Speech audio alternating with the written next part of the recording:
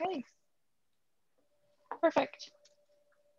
Thanks, Tim. Well, hello, everyone. Welcome to our March edition of ATAC, again, virtually. So just a couple housekeeping things. Remember to mute your device when you're not speaking. For any members of the public that are observing, if you could please have your cameras off so all of our committee members are able to see each other.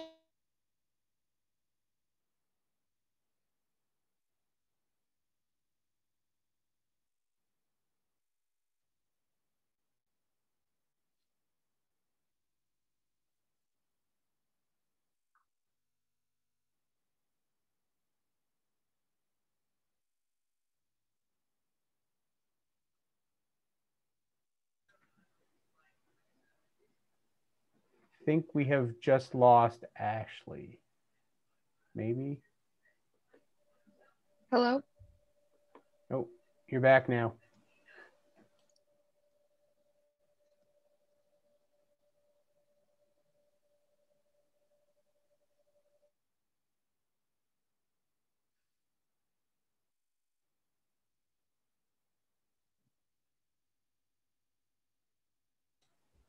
No, I don't think so. So Tim, maybe you want to take over for tonight and we'll see if we can get the technology issues settled.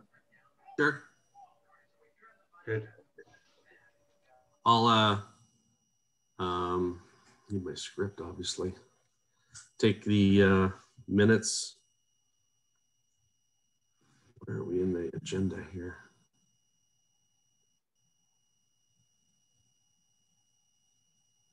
Hopefully everyone can hear me okay. Tim, would you mind just sending me the agenda notes? I'll be happy to step in until Ashley figures out her data.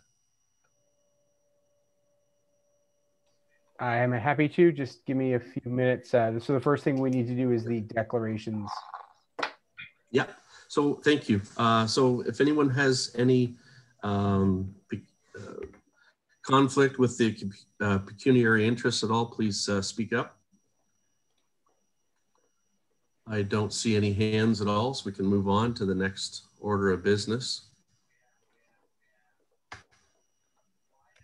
Reviewing the agenda is the next one, Tim. Yeah, thank you. So we're just going to review the agenda. Does anyone have any additions or addendums, problems with the agenda as laid out for tonight? I don't see any additions or changes, so we'll pass the agenda. Thank you, Jeff. The next one is the minutes from February 16th approved. Perfect. So the minutes from that very memorable February meeting, chaired by myself. Any errors or omissions for the minutes that Tim prepared? No, I'll move them. Thank you. And seconded by Mr. Mike Jeans. So passed by Jeff, seconded by Mike Jeans. Thank you. Moving on. So all in favor? Yeah, thank you. Thank you, Jeff. I need my damn notes. You're doing just fine, Tim. So, Jeff, you're doing a great job. Yeah, exactly. I think the next one, Tim, is delegations, and I don't know if you have any new. Yeah. We do not have any delegations tonight. All right. So then we will move to 6.1. Yeah, and so that's the climate change yeah. Policy direction paper from Carmen and Kate. Okay. Carmen and Kate. So take it away. You have control of the board. Thank you very much. I'm just going to share my screen and load up the presentation for you. There you go. So thank you for the time to meet yesterday and discuss the potential changes to the regional official plan regarding climate change policies, and in particular the active transportation policies. So as a brief outline, we'll give you a quick update or review of climate change in Waterloo region. That'll be Kate, and Kate will also discuss the Transform Waterloo plan with Climate Action Waterloo. Then I'll come back in with some land use policy or land use planning stuff, talk about energy and resilience, and then the framework for change and how we're going to apply it to the regional official plan or the ROP, including how we move, how we live and work, and how we build. And then we'll open up for discussion. We'd love to hear you guys' feedback on it. So Kate, I'll pass it off to you. Wonderful. Thanks so much, Carmen, and thanks to you all for your time this evening. So I will start off with a bit of context about climate change in the community and the kind of change in response to it that we're talking about at this stage. It's important to note off the bat that there are a lot of local challenges associated with the fact that we know that our climate is changing. And it will continue to change even if we stop emitting greenhouse gases right now. So we're already seeing the effects of climate change. And we know that that locally changes to the climate are expected to include warmer winters, meaning sort of more freeze-thaw cycles, and as well as warmer summers causing heat waves, wetter weather with up to 12% more precipitation by the 2050s, as well as wilder weather events, freezing rain events, and up to 60 days above 30 degrees. We only get about 10 degrees now. So in a nutshell, we're preparing for warmer, wetter, and wilder weather. And that's an important component of the context that the regional official plan will have to deal with. And Carmen's going to explain a bit more about the regional official plan review and what the regional official plan will be looking at with respect to these issues. We also have context of decisions that have been made locally with respect to climate change. So our council, as well as other councils around the region, have declared a climate emergency, and some of the local councils declared a climate crisis. They also have all agreed to a target to reduce greenhouse gas emissions by 80% by the year 2050, or we're calling that the 80 by 50 target. And they're also all participating in the development of a climate action strategy through the Climate Action WR Collaborative, which involves all the local cities and townships, the region, as well as Reap Green Solutions and Sustainable Waterloo region. So there is a great deal of work and momentum around addressing climate change right now. And sorry, Carmen, I just realized I haven't been, you've been advancing the slides all on your own. I'm ready for the next one, I think. So in terms of what we're really talking about with respect to climate change right now is transformational change. And I want to draw a brief distinction on this because the climate change work that we've been doing over the last decade has really been focused on incremental change. The idea there is that, we kind of started with how much we're emitting in terms of greenhouse gases. We did an assessment of what we thought we could change over the next few years, set a target based on that, and then kind of worked forward from where we are to make some important contributions to reducing greenhouse gas emissions. The context around climate change really has shifted even in the last few years since we set the 80 by 50 target in 2018. And what we know now and what has been clear in a global consensus that's really emerged is that we need to be approaching a net zero carbon economy globally by the middle of this century. So the question there really is about, and I think we've got some fancy animation on this slide that you've already advanced for me, Carmen. But the idea is that really what that means is we have to act now to be able to get the reductions that are necessary by 2050. And the changes that we need to make are fairly significant changes to our community and quality of life. So I'm going to launch into a brief note about the Climate Action Plan, and I think I'm ready for that next slide there as well.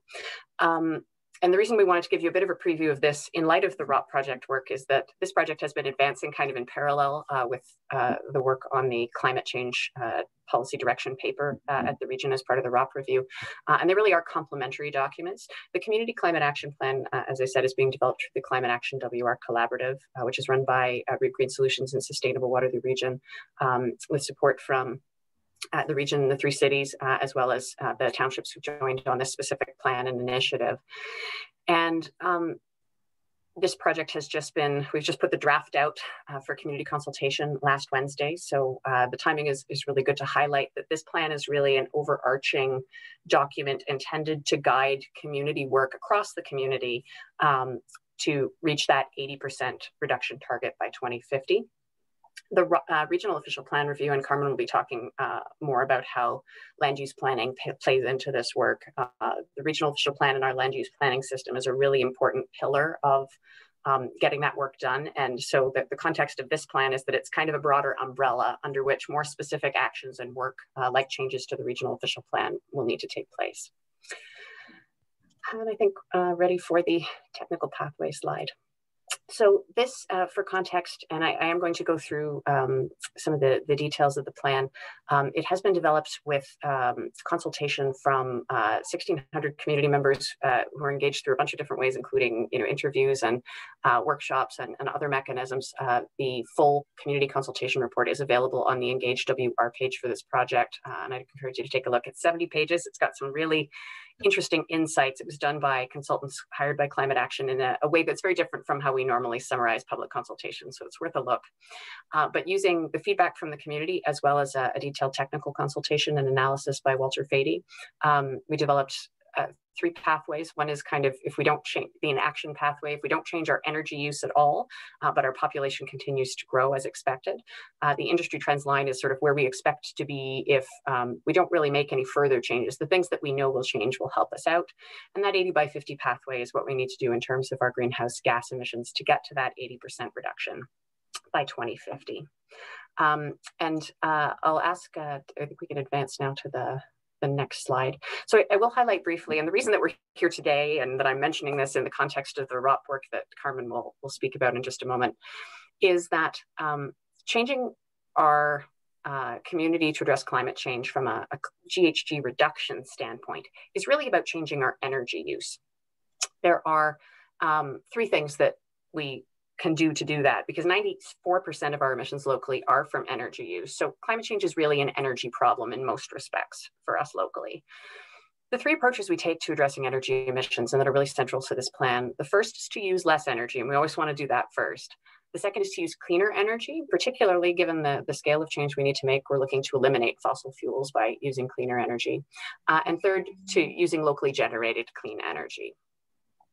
And when we look at that pathway, the Transform WR plan is about changing how we move, and that's what I'll focus on just briefly as I give you a preview of the most relevant parts to you.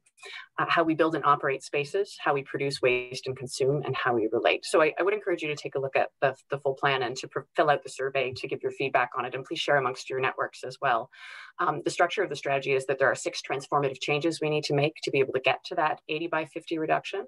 There are strategies to support each of those transformative changes, as well as actions for the next 10 years for each strategy. And I do want to introduce the transformative changes briefly now, because I think it's important context for the work that Carmen will be showcasing. The first transformative change is that by 2050, most trips are taken using active transportation with the support of a robust transit system.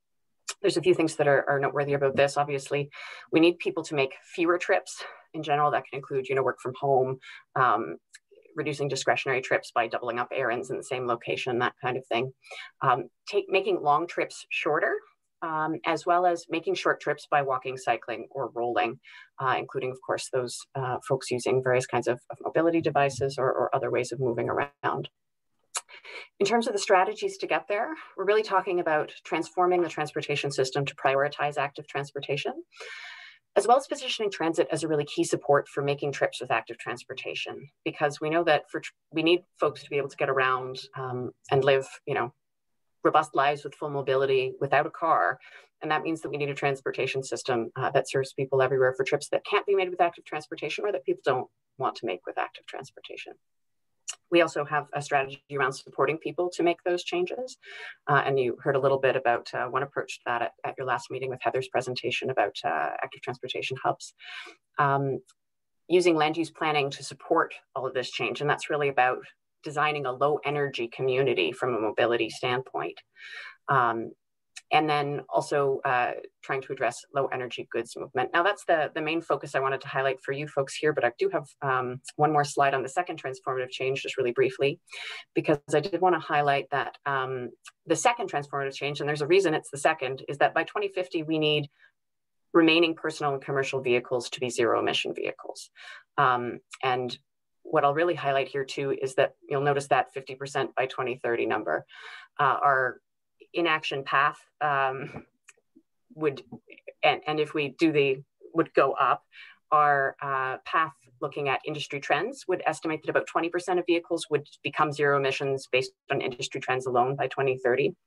To be able to reach a reduction target of 30% by 2030, consistent with the provincial target with Canada's commitments under the Paris Agreement, we need to switch another 30% of vehicles in the community to zero emissions by 2030. So we're talking about pushing that one quickly, locally, in addition to all of the work that needs to happen to make active transportation the primary means of getting around. So I've got one more, I think, slide for you, just to highlight the 2030 timeframe that I just brought up. So we are looking to make a 30% reduction by 2030. And these are the key energy changes that will need to happen. There are 4 other transformative changes that I encourage you to take a look at, but I want to leave lots of time for Carmen to do the bulk of the presentation. Just highlighting there are some key changes in travel behavior that are a component of that, as well as a 50% switch to zero emission vehicles by 2030. That are really key to hitting that 2030 target. But the most important work is really actually the second bullet on this slide, which is that we need to do the work to lay the groundwork so that our mobility system will be transformed by the middle of the century. So that is kind of the summary of the community plan at a high level. And then the more specific items that Carmen is going to be speaking to are going to be about how the land use planning system plays into this broader vision. Great. Thank you, Kate. So yeah, planning definitely has a lot to do with the amount of energy we use moving around the community and resilience to extreme weather events moving forward. So this graph just shows a little bit of some of the planning features and how long they're stuck in our community for. So you have pretty short-term stuff like public service pricing. So that'd be like prices for car parking. If you increase those, like it doesn't take long to plan for them. But their tempo, the change is minimal, or it doesn't take long-lasting impacts. Whereas at the bottom, you have land use planning, and it takes a lot longer to plan, but their impacts are substantial. So if you think of a new highway or a new road, it may take us 10 years to plan that road and figure out the right way and the best environmental path for it and whatnot. But then once that road is built, it's going to stay there in direct growth for the next 1,000 years or more. Obviously, look at Europe. Their pattern is set in stone. It has been set in stone a long ways. So for land use, we're guided by the province on what we have to do. So there's 3 documents: the Planning Act and the Provincial Policy Statement are the really high level or overarching stuff that gives us the authority to do land use planning and sets the provincial interests of climate change and addressing it. And the details come out more in the growth plan, which encourages us or requires us to plan for climate change, including supporting complete communities, that like 15-minute neighborhood aspect, reducing dependency on automobiles, incorporating green infrastructure and low impact designs or developments. That protects natural heritage system and water and supports a culture of conservation. So energy, water, air quality, waste, soil, all that we're encouraged to minimize and reduce. So when we're going through the ROP process and looking at the policy directions paper, we really did it in a collaborative manner with the area municipal staff, as well as some other departments in the region. It was also informed by groups, stakeholder groups. So that's pretty wide-reaching in both the technical aspect of different departments within the region, as well as key stakeholders, including developers and schools and hydro or energy companies, some of that, as well as Climate Action Waterloo with Kate's input mostly, and Clean Air Partnership, Waterloo Community Energy, and the Universities of Guelph and Waterloo for various reasons. So looking at energy and resilience, we were trying to break down what we had to do into the 2 frames of energy, which is mostly mitigation, and resilience, which is more adaptation.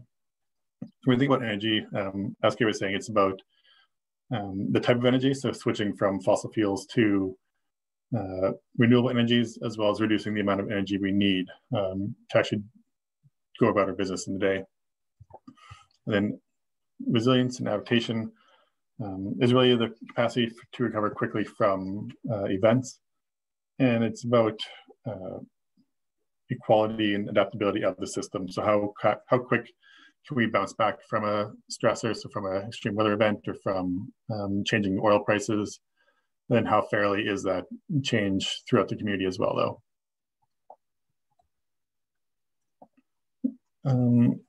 So we read the paper, we broke it out into a framework like this. We have the 3 categories of how we move, how we live and work, and how we build. And then for each of them, we've defined a desired future. We've discussed the energy and resilience lenses, then developed the big moves as the transformative moves, similar to what Kay was talking about. And then specific policy directions on how we should update the regional official plan to incorporate those big moves and achieve that desired future. I'm just going to exit out of the presentation really quickly in case, so I can share this with you. So these are placemats that we've developed that are quick one-pagers on how to, or quick one-pagers of all the things we've been discussing. So it's like the big moves, the policy directions, the energy and resilience lenses, all of that. So you should share in the chat room. You're welcome to open up if you want. And it'll provide all of the big moves. I'm just going to go through the big moves and the policy directions that are specific to active transportation, though. And I think that link's not working, but I'll see if I can find a functioning one while you continue. Okay, sorry about that. So for how we moved, our desired feature is that, like you were saying, similarly, the most trips are taken with active transportation, and all trips are taken without fossil fuels. So again, trying to use less energy and more resilient forms of mobility. So the energy lens, again, it's like using less energy, cleaner energy, and using less energy to build and maintain the system. And then resilience speaks to a more affordable mobility system, an adaptable system that can overcome various challenges in the future. Then obviously it's reliant on a robust network that can withstand changes. So yeah, moving people onto active transportation, transit will help in both those regards. So how we move, so again, I just pulled out the big moves and policy directions that are specific to active transportation. So the first one in the report is to design and build an active transportation focused mobility system supported by a robust transit system. Again, this aligns with what Kay was saying in the Transform Waterloo plan. And then specific policies to help us achieve that is to identify higher order active transportation corridors to be the backbone of sustainable movement. And then in collaboration with the area municipalities, because a lot of this plan comes down to what the region can do and what's the responsibility of the area municipalities, and trying not to step on their toes by any means, but directing them and encouraging them where we can and supporting them. And then the second policy direction is to provide active transportation, transit, and alternative low carbon transportation options in the future development mobility system. So again, building in those options for future use. You don't have to rely on your personal automobile to go to the grocery store or go to work. There's alternatives in place that are quick and efficient for you. And the second big move is to strengthen and evaluate new developments for the impact on and access to active transportation focused mobility system. So this would require that active transportation plans to accommodate long-term modal shift to active transportation and transit be completed as part of the secondary plan process. This is also down to the site, or would encourage the area municipalities to go down to a site plan as well. But at the region, we review secondary plans. So this is where we have direct input into land use plans. So yeah, making sure, so right now, we do evaluate and incorporate active transportation in our secondary plan process. But a lot of them are based off of current modal splits. So what's the how many people are today using their bikes or using or walking or transit, and that's a predictor of how many people will use it in the future. But looking forward, we need to switch that to how many people will be using this in the future and planning for that now, as opposed to planning for today and hoping it will change. And third one, third big move is to ensure appropriate active transportation facilities in all homes and destinations. So again, strengthening and expanding the assessment of active transportation impacts on the network needed in the development review process. So this will be in partnership with the area municipalities to ensure that when we do development review, so like site plans for that there are facilities in place for like bike racks and secure bike storage in all homes and destinations. So in a single house, if you have a garage, that's probably sufficient. So like townhouses, but if you're in a condo, maybe that means ensuring or requiring bike racks outside or secure parking for your bicycles. And then same with like bike racks and so that at destinations, so at commercial centers, at businesses, including potentially including showers and stuff like that.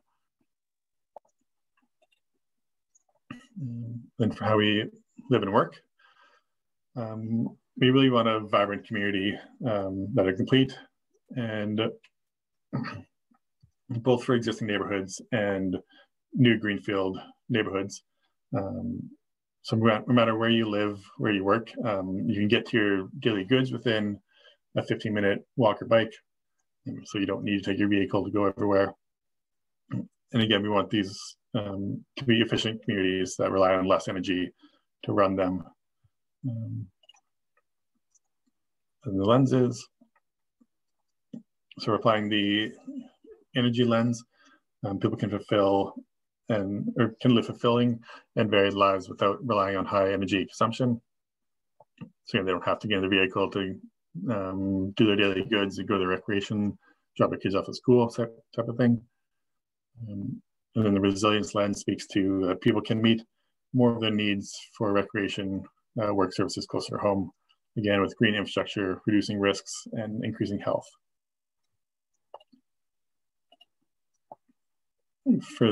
So two big moves to start that are kind of compatible with each other, with one policy direction related to both of them. So the first is to intensify urban areas to support efficient infrastructure and land use and to facilitate active transportation and transit. And then intensify beyond the urban growth centers, which is the downtowns of Kitchener and Cambridge and uptown Waterloo, and major transit station areas around the ION stations, by identifying strategic growth areas where there is strong access to active transportation focused mobility systems. So we know the region is going to grow by 2050 by quite a lot of people. So trying to direct them towards areas that have active transportation already built in and ones we can foster and build off of. So for the policy direction, again, we want to prioritize and identify strategic growth areas by their potential to serve or be serviced by an active transportation mobility system. So whether it's the system may not be there right now, but we are planning for it, so we know it's coming. So we want to put the people in those locations as opposed to far off in greenfield developments, which will be needed to a point. But again, ensuring that those farther destinations are still built to a level that supports active transportation and supports frequent transit.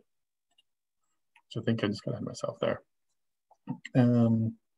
Yeah, so another big move is to locate major centers and key amenities and local employment areas where they can be serviced by the active transportation system. So again, require major nodes to be connected to the active transportation system. So this is really directing area municipalities when they're planning their major nodes, so their commercial areas that service a neighborhood, those types of areas to be along active transportation so people can easily bike there to get their daily goods. They don't have to fight with traffic a lot, or they don't have to get in their vehicle to drive there. And again, setting the greenfield density targets that support frequent transit. So we want to first direct people to the major growth centers, to major, like around the ION and other frequent transits that's currently in place. And then we can't do that with everyone.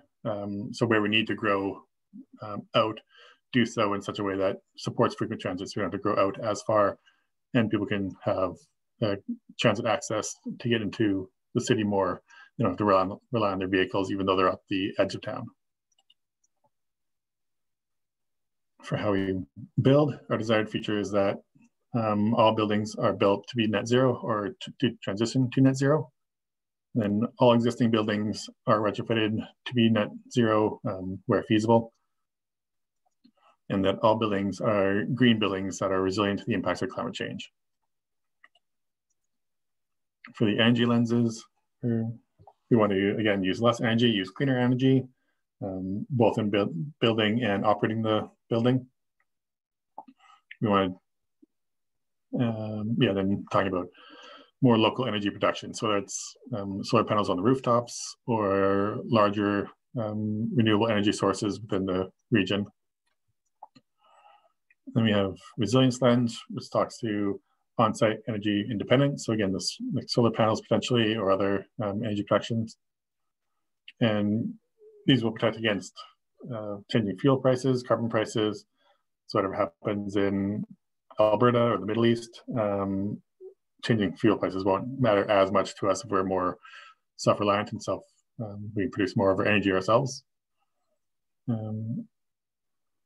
Net zero buildings or highly efficient are generally more comfortable buildings. They can hold their temperature better, their humidity levels stay more constant, and then they're generally better at dealing with extreme weather events. All positive things. Speaking with active transportation, there's no direct connection in the report of how we build and active transportation, but I would draw your attention back to one of the big moves already mentioned, which was to facilitate the appropriate active transportation facilities in all homes and destinations, which does speak to how we build our community. So again, looking at ensuring that there is those facilities at both the start and the end of destinations, wherever people may be going. So that is all of my presentation. Not sure, I'm happy to open up, and if anyone has any questions or comments or needs more clarity on anything. Thank you, Carmen and Kate, very much for your presentation. Also, thank you, Tim, for stepping up earlier. I saw a couple hands go up for questions. Ramona, why don't we start with Ramona and then we'll go with Matt, okay?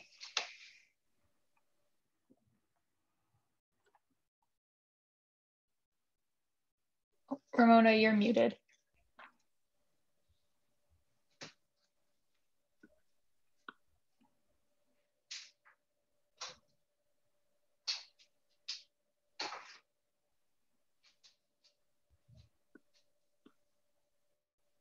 You were there. Now can you hear me? Yeah. Okay. In terms of intensification of land use and building, are the current high rises that are being built constructed so that every parking space has an electric outlet? And how would you retrofit existing condominium high rises so that you could use electric vehicles? It's a great question. So right now, no, as far as I know, not every stall would be required to have EV connections. I don't even believe they're wired into it. Unfortunately, so a lot of the region's allowed to do certain stuff, the area municipality is allowed to do certain stuff. It's difficult when you come down to specifics like that, because it's governed by the Ontario Building Code. So we can't require anything beyond that. We can definitely encourage it and incentivize it where possible.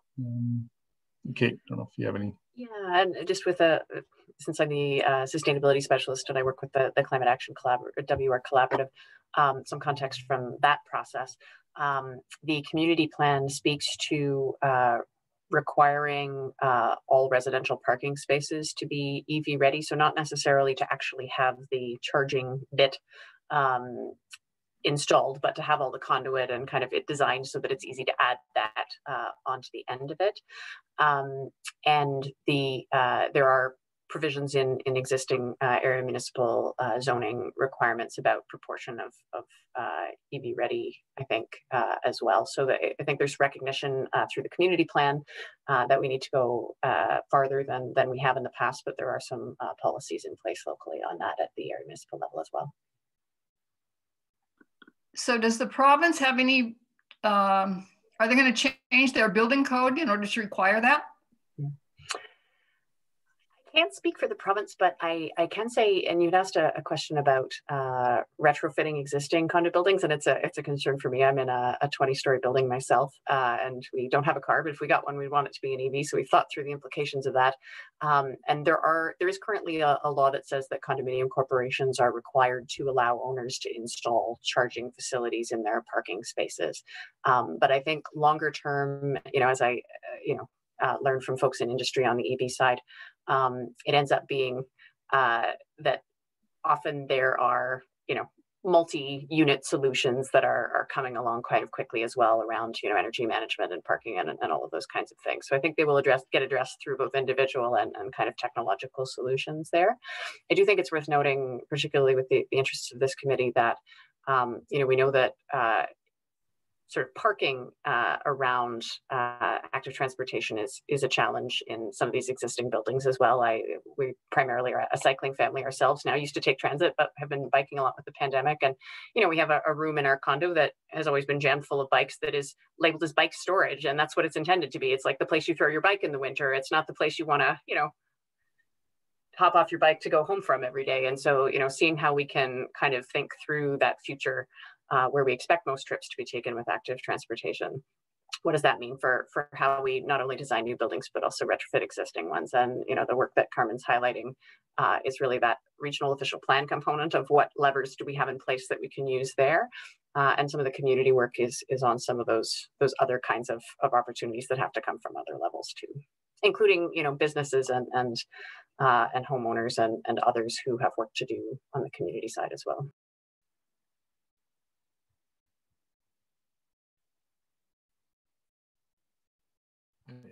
See your hand. Go ahead. Okay, thanks, guys. Next we have Matt. Thank you. I've got two questions. The first one is that, Kate, in one of your early slides, you showed a worldwide objective to net zero by 50. And it seems, well, that's right. But it seems to me that the region is, with the 80 by 50 means that we're actually net 20 by 50. And so that from a regional point of view, we're actually lagging what the worldwide objectives are. And I would have thought that as a region, with the nature of what happens here, that we should be leading the world instead of lagging the world on things like this. For context on that, we actually, I would say we were, when we set the 80% reduction target in 2018. At that time, it was seen as pretty ahead of the curve.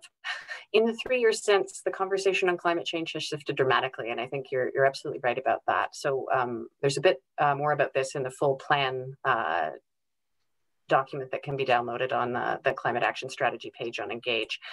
But the long and short of it is we've basically built a pathway that is very cautious, that expects that we're trying to maximize the work we can do locally. And we also mapped out what it would take to get to net zero, because we do think while we were tasked with producing a plan to get to 80 by 50, the expectations are changing quickly and are likely to change sometime over the next number of years as we move forward. So we're trying to get all the action moving quickly that we can, recognizing that getting to that net zero target is going to require changes at other levels, including full decarbonization of the electricity grid, as well as the use of offsets. We haven't planned for the use of offsets primarily in the community strategy to give ourselves additional wiggle room. So we've kind of plotted out what that further would look like and are trying to launch ourselves in a way that maximizes our flexibility long term. So are you expecting that your mandate will become a net zero by 50? That is not something that I get to decide, but I think it is fair to say that, folks like the federal government have set net zero targets as well as some fairly ambitious plans corporately as the federal government in their operations as well. So certainly the expectations and the terrain has changed a lot. And really the focus, I think, what I take away from it mostly is that move from incremental climate change planning to transformational climate change planning. We're no longer kind of, making small changes moving forward. We really have to plot out where we need to get to and how we're going to change it all to get there. Right, okay. My second question has to do with the active transportation plans. And it seems that the plans that you've presented don't go beyond the city limits. And so, for example, we have 3 people on the committee who represent townships, and how you put an active transportation plan outside of the city limits. How do you get robust public transit? How do you make it attractive for people from Elmira to perhaps bicycle into their jobs at KW? And in terms of how you go through the trip reduction, the intensity of the use of fossil fuels in moving around for people in the townships, how does that play into the plans? Yeah, so we're still trying to build out that system. What the active transportation system would be. Definitely takes a lot of partnership with the area municipalities, with the cities and townships to see that come to fruition. Yeah, a lot of collaboration with them, with our transit folks. Again, getting, I think, more density out there will help make those connections. One piece of context that might be helpful too is that we know that the hardest trips to convert, and I'm sure folks on the committee are well aware, are typically commuting trips because you have a lot less flexibility about where you go and how. Now, in a lot of these plans, we do anticipate that a big part of this is going to be about taking fewer work trips, or in our modeling on climate change, taking a bicycle to work is the equivalent to not going, right? Because it doesn't produce emissions in the act of doing so. I do think it's worth noting explicitly that in the ROP policy direction paper, we have identified township urban areas as places that need to be developed as complete communities for meeting those more general daily needs. Recognizing that, if you live in Woolwich and you work in Cambridge, you're probably not going to be able to walk to work, right? That's a challenge. So really, what is it that we can do to decrease the distance people are traveling for the trips that are more flexible, and what other possibilities are there for kind of building out the full life experience in a way that allows us to reduce our energy usage. And recognizing that there are going to be needs for personal vehicles, especially in our rural communities, and that's where that second change to electric vehicles comes in. So if I could just jump in with transit, currently the 3 urban areas pay for all transit. If the townships experiment or have bus service, they have to make that decision, and then the township pays for it. So currently, we're not going into township areas because they're not even paying for transit. For example, North Dumfries doesn't have any bus transit, but they don't pay for any transit either. So as they build out, I think that will change. But right now, I think we're at where the townships want to be, or they can afford to be. It's not a perfect answer, Matt, but it's just kind of the way it is. Well, I think Woolwich actually has a line item in their budget paying for transit. I don't have it at my fingertips what it is or how completely it pays for it.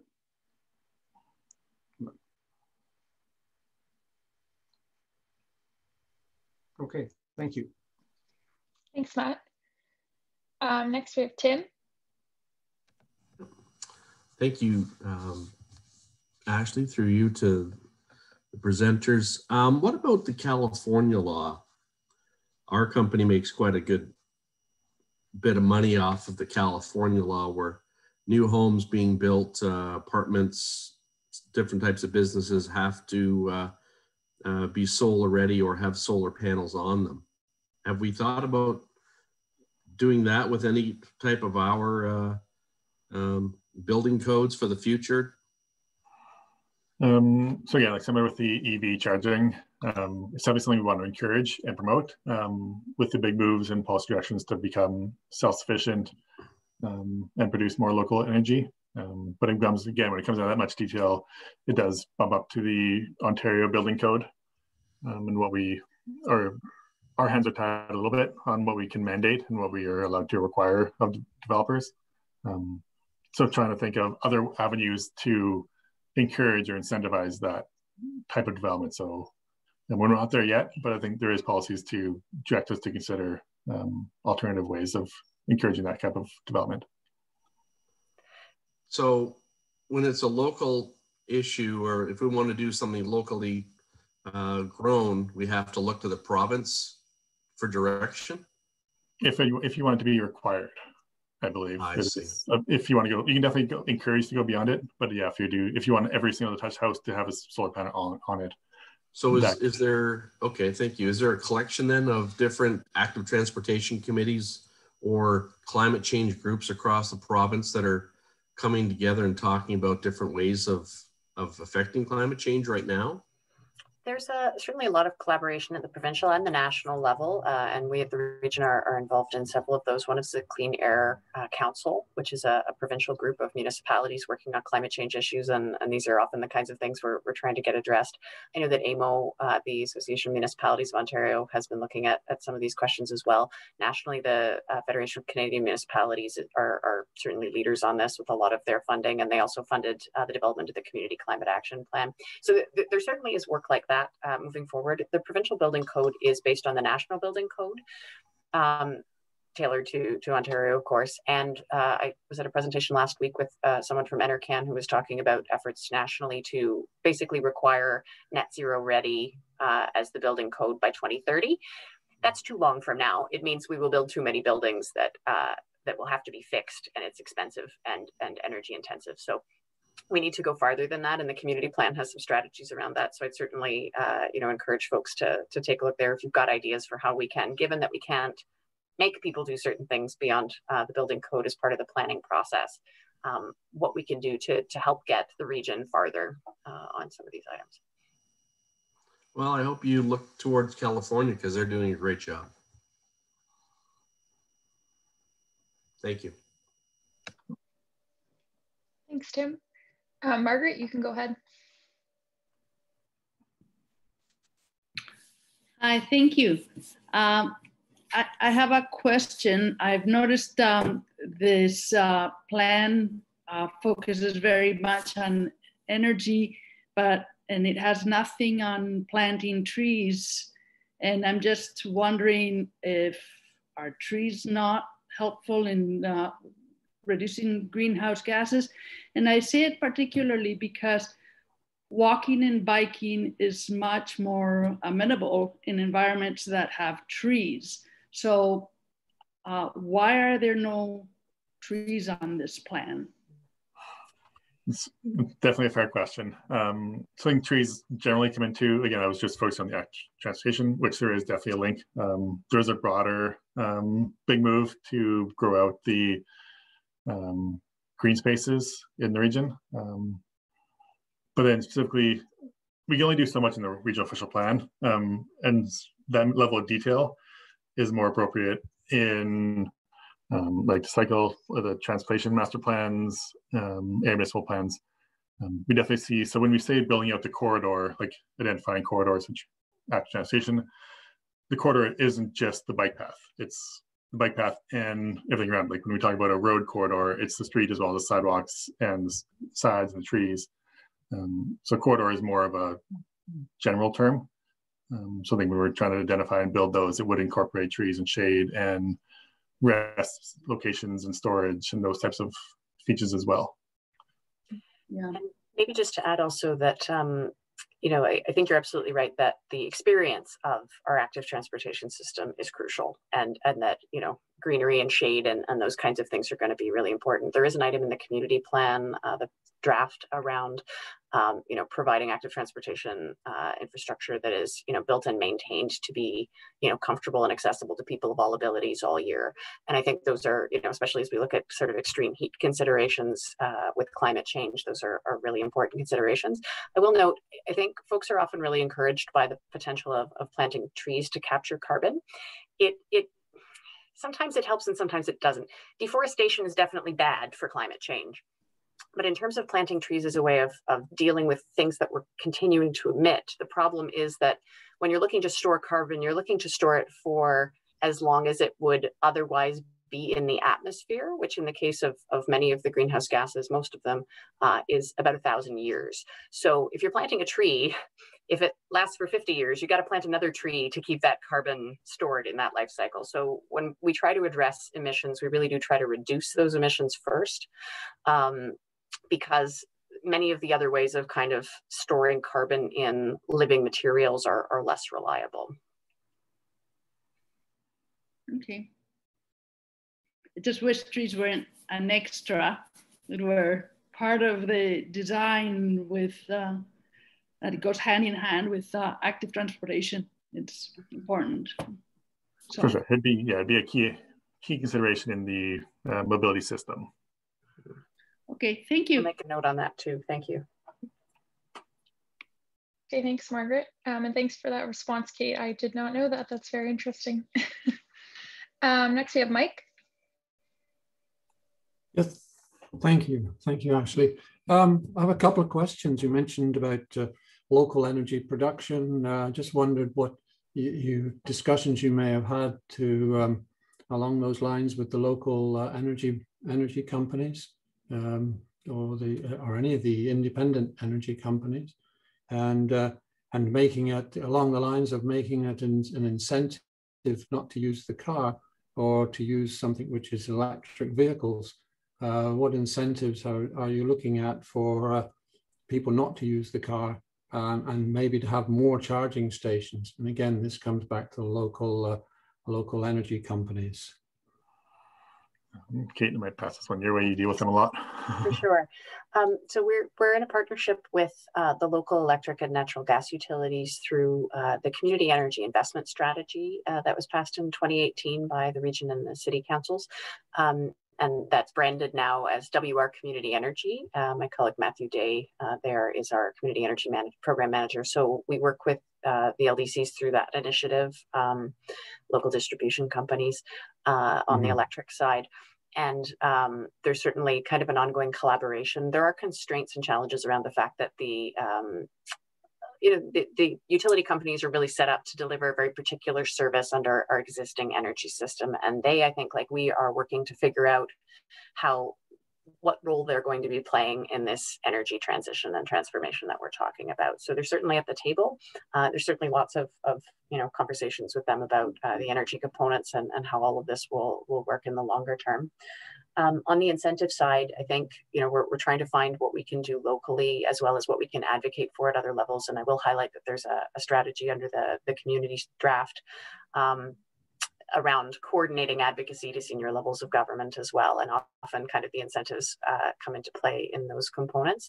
But there's also an item around de-incentivizing driving, and what should we be looking at? And really the item there is about planning to plan, right? It's about looking to see what opportunities there are to change the incentive system we've currently got set up around transportation so that it makes sense for folks to choose the options that are best for their health, for everybody's health, for the environment, as well as for financial budgets and all of that as well.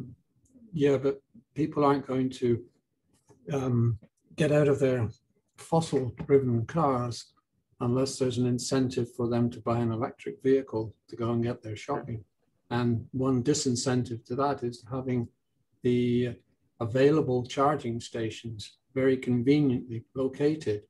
And that's where I come back to the energy companies, local distribution companies, or even on OPG or Hydro One that have those programs. Are you working closely with those folks? Yes and no. So there are a number of local initiatives underway in terms of EV charging, and I can't say too much about the details of those at this stage. But there is a project amongst the municipalities to provide more public charging. We anticipate that most charging will actually happen in people's homes, and so that's where a lot of the requirements around new build and having access to charging comes in. There's some interesting research about what kind of the tipping point for EVs is going to be, and there are factors around price as well as charging access. The biggest sticking point at this point seems to be how long it takes to charge a car, but actually for many of us, if you have a car, many people's current driving patterns already are fairly easily accommodated with the existing tech, although it's also changing very quickly. So, I mean, I think in the context of the broader vision that Carmen was articulating, and that's in the draft community plan as well, really looking at, you know, how do we make the most convenient option for folks not that to begin with. And if you do need a vehicle, we need, you know, zero carbon options for doing so. Yes, agreed. Agreed. I have one other question, if you bear with me. You say about you biking to work a lot more and so on. What considerations are being given to make sure that those are safe routes? You know, ideally they're separated, like we're putting in MUTs, say on Myers Road Reconstruction, for example, but those are kind of limited. Somebody wants to work in Kitchener and live in Cambridge. How can they cycle to work safely? It's only, you know, 10 kilometers or whatever. That's a big issue for me. It's the safety of the cycling.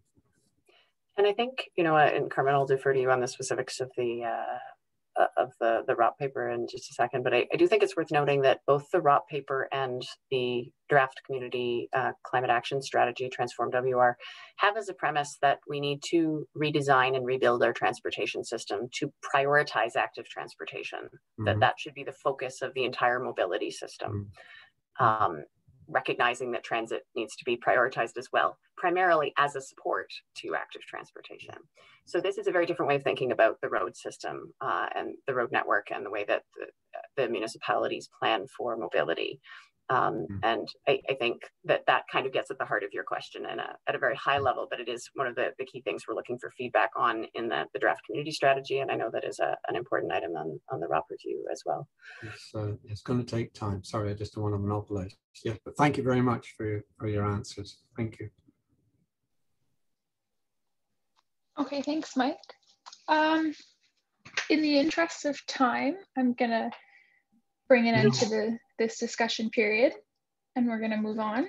Thank you very much, Carmen and Kate, for being here this evening with us and for your presentation. I do see there's a couple other folks who have hands up, so maybe if, I'm sure there's some way that they can get in touch with you, Kate and or Carmen, maybe Tim can actually I can circulate Carmen and Kate's contact information to the committee through email tomorrow, and we can make sure that people can still ask questions after the fact. Okay, perfect. Well, that sounds good. All right, thanks again, guys. I'm sure we'll see more of you in the future. Take care. Thank you. All right, so our next item is we have a presentation from Michelle Pinto on the Myers Road Reconstruction Project in Cambridge. So Michelle, that's all you. Hi everyone, I'm just going to share my screen.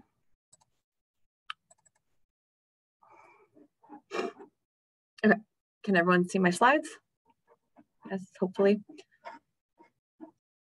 Okay, so good evening, everyone. My name is Michelle Pinto, and I'm the Region's project manager for the reconstruction of Myers Road between Water Street and Branston Road in the city of Cambridge. So tonight I'll be presenting the proposed plans for the reconstruction to the group with an emphasis on the active transportation improvements. And I'm looking for ATAC's support and endorsement on the proposed design concept. So the project is planned in 2 stages. Stage 1 is starting in 2022 for the section from Franklin to Branston Road, and the section between Water Street to Franklin Boulevard will be completed between 2023 and 2024. So the existing cross-section is rural in nature with sections of sidewalk, and there are 4 schools along the project corridor. So the project scope includes full reconstruction of the pavement structure, replacement of underground services, new curb and gutter, multi-use trails along the full length of the roadway with cross rides at intersections, a pedestrian and cycling connection from Myers Road to California Road in front of Moffitt Creek Public School, as well as the pedestrian refuge islands in the locations listed on the slide, which I will show screenshots of on the next slides. So the complete public consultation plans for the project were shared in the ATAC agenda. So thanks, Tim, for sending that out. So I won't go through them in detail, but for the sake of time, but I've tried to provide a highlight of the major items proposed on this project in terms of active transportation. So we're proposing pedestrian refuge islands, like I mentioned, at Myers Road, across from Birkinshaw Road, which is across from the access to Churchill Park, as well as connecting to a future trail that's on the south side as well. Myers Road between Woodland Drive and Enfield Drive. Myers Road at Greenbrier Road, we're installing pedestrian refuge island. Myers Road in Lisbon Pines / Gatehouse Drive.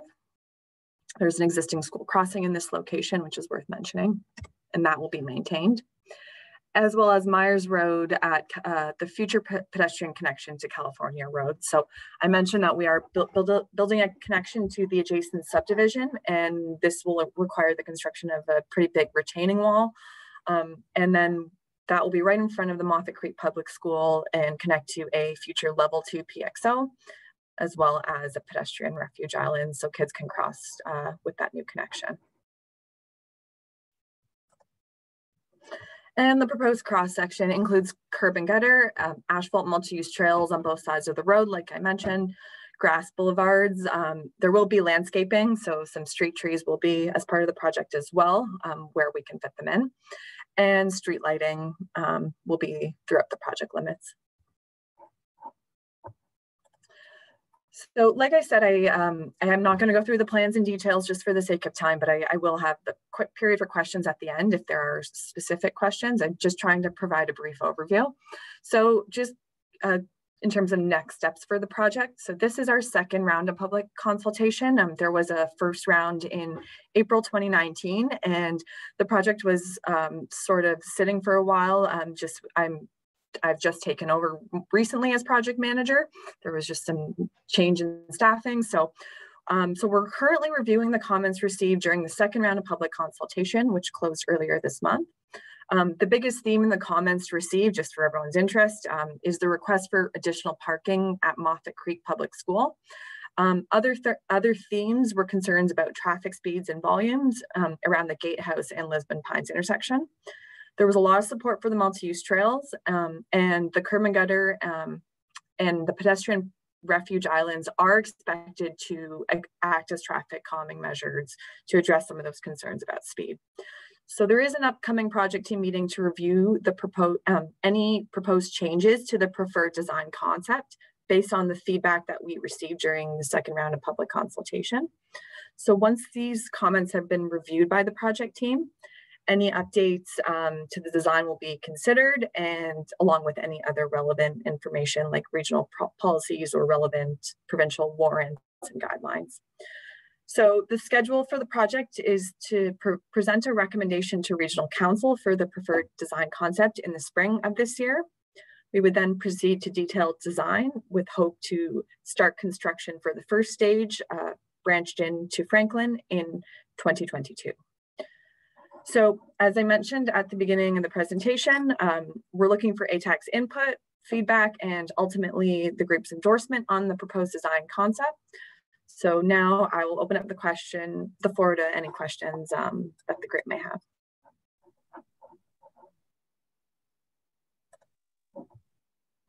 I don't know if I need to stop sharing or.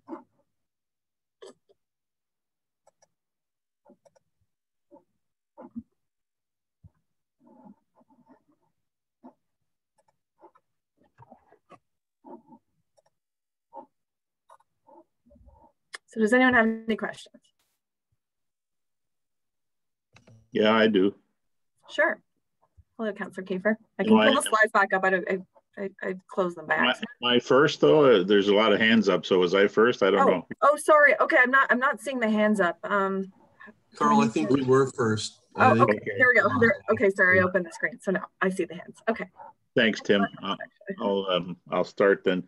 Michelle, thanks for the presentation, and I know you've done a lot of good work on this, but you do know what I'm going to talk to you about. the parking in front of Moffitt Creek School. I've been approached by the ward councillor on a number of occasions with regards to the concern there. And I've, of course, driven it myself many times when the school's on and the parents are parking there. It's just humongous. And I mean, the traffic increase in that particular area has really increased because of the building that's going on in that area. You know, there's more housing and apartments and things that are there. And of course, you're going to get more traffic coming and going. Having said that, I don't know what kind of an engagement we've been doing from a regional perspective with the school board to alleviate the parking situation. I know from the ward councillor and speaking to him that it's just not adequate what's happening there right now. And yes, the refuge islands may create some sort of a comfort, but it's still, I think it's still a dangerous situation. And just wondering what further can be done there, if anything. Yeah, so thanks, Councillor Kiefer. So I know you have been involved in some of the discussions previously, and we did meet with the school board to talk about, especially like specifically Holy Spirit and Moffitt Creek Public School, to talk about what we can do in terms of the parking situation and what alternatives we have. So, so I think there's kind of two things going on here. There's the parking, which is a big issue that was raised during the consultation, and then you've mentioned traffic volume and speed. So we are expecting that the construction of the future south boundary road will reduce the through traffic volumes on Myers Road. That is our expectation. Obviously, we will monitor that once the south boundary road is open, but that is part of the intention of the south boundary road. So we are expecting that the traffic volumes will reduce, or at least the through traffic volumes. In terms of school traffic, which is it is a concern around Moffitt Creek Public School. The school board's position, they never intended to provide parking for all people dropping off their child to the school. They, after the first public consultation, the biggest concern raised was the issue about parking at the school. The school board, then we worked with them on potential solutions, and they actually offered to expand their parking lot, put some money down, and even expand the parking lot in the site behind their school. So they do have a budget allocated towards that, but parking on site or on a private property is the safest form of parking. So to potentially entertain that on a regional road, which is what a lot of the residents want and what they're doing now, they're parking illegally. That is going to create a safety situation, a safety problem for other road users, little kids crossing in front of cars. We're installing a new pedestrian crossing. We don't believe that providing parking on the road is a safe solution to the problem. Like I mentioned, on-site parking is the safest form of parking, and that is how we are, that is what we came out of the first public consultation as a proposed solution to the problem. The public is still not happy, and like you've heard through the local councillor, he doesn't think it's enough what the school board's providing.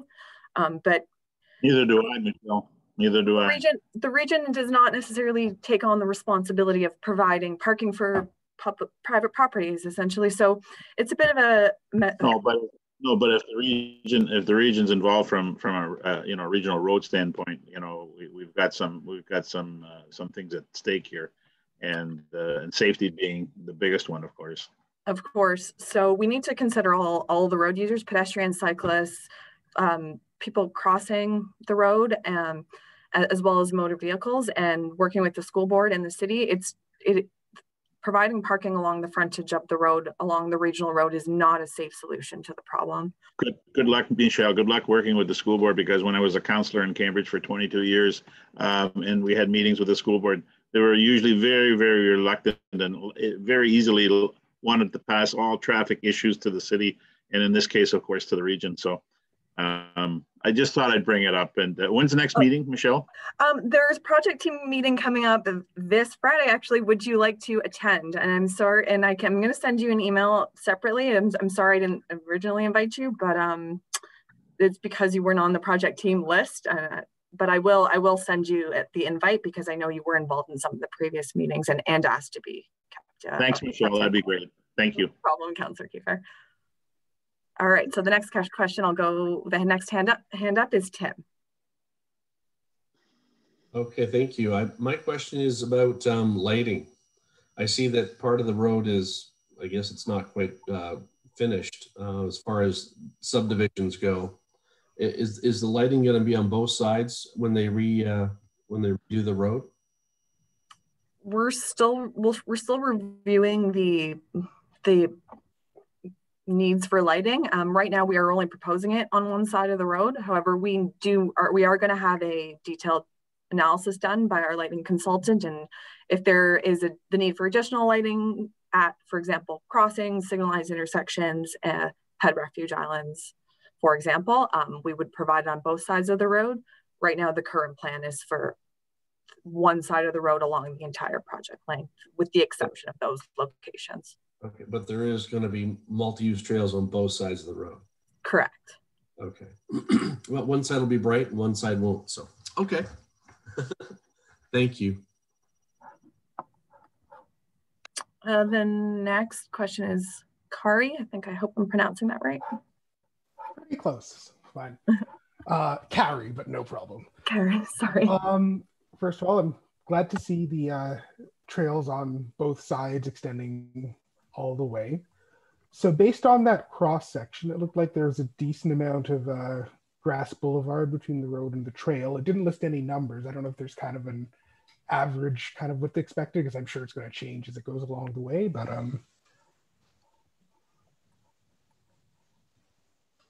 sorry, can you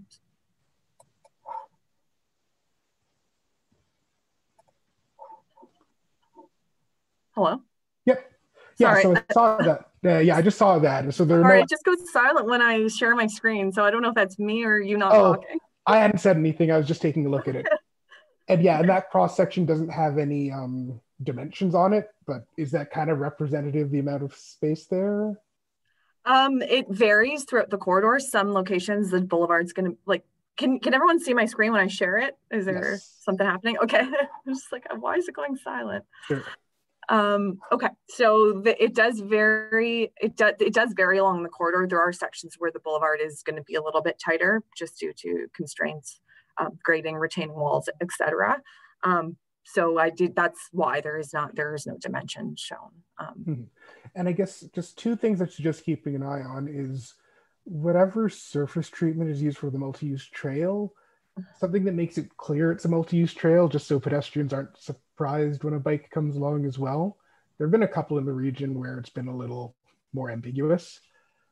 And also for the refuge islands, ideally, if they would be wide enough that you could actually get a bike fully onto them as well, because there are also some where the bike is actually extending off the island that we've run into. So, I mean, ultimately it depends on how much space there is available on the road, but those are things I think would be good to keep an eye on.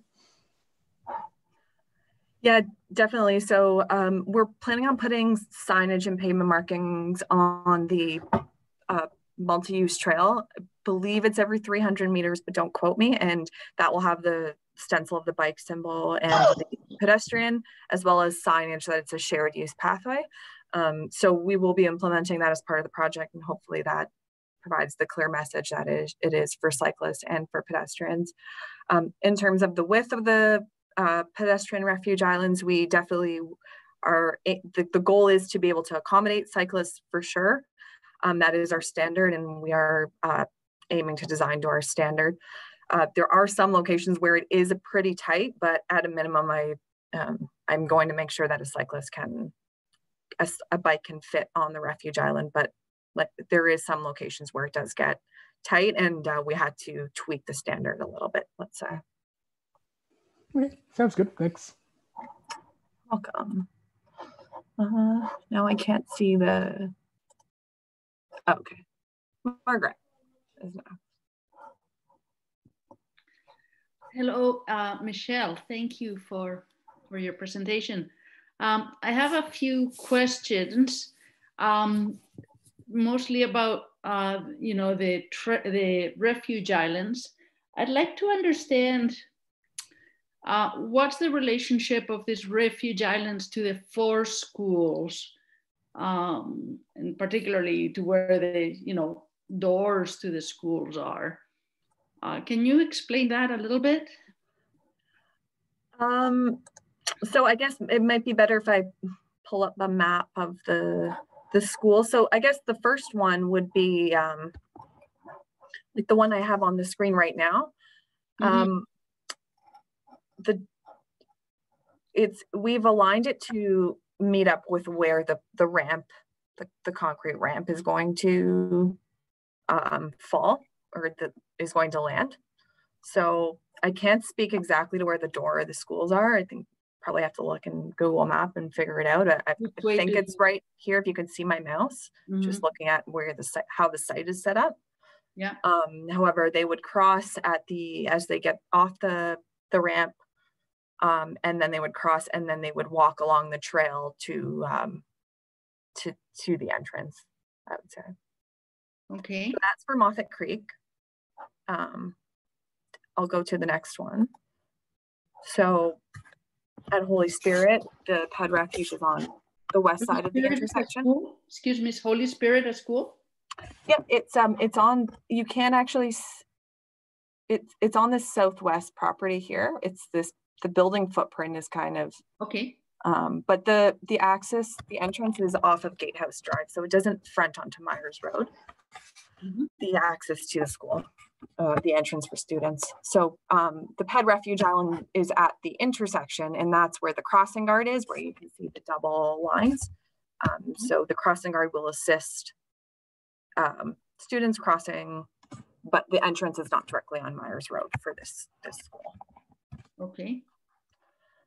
So, and then heading west, there's already a pedestrian crossing. So the other two schools, and I think it might be better if I pull it up in maybe in Google Maps, because there is no pedestrian refuge island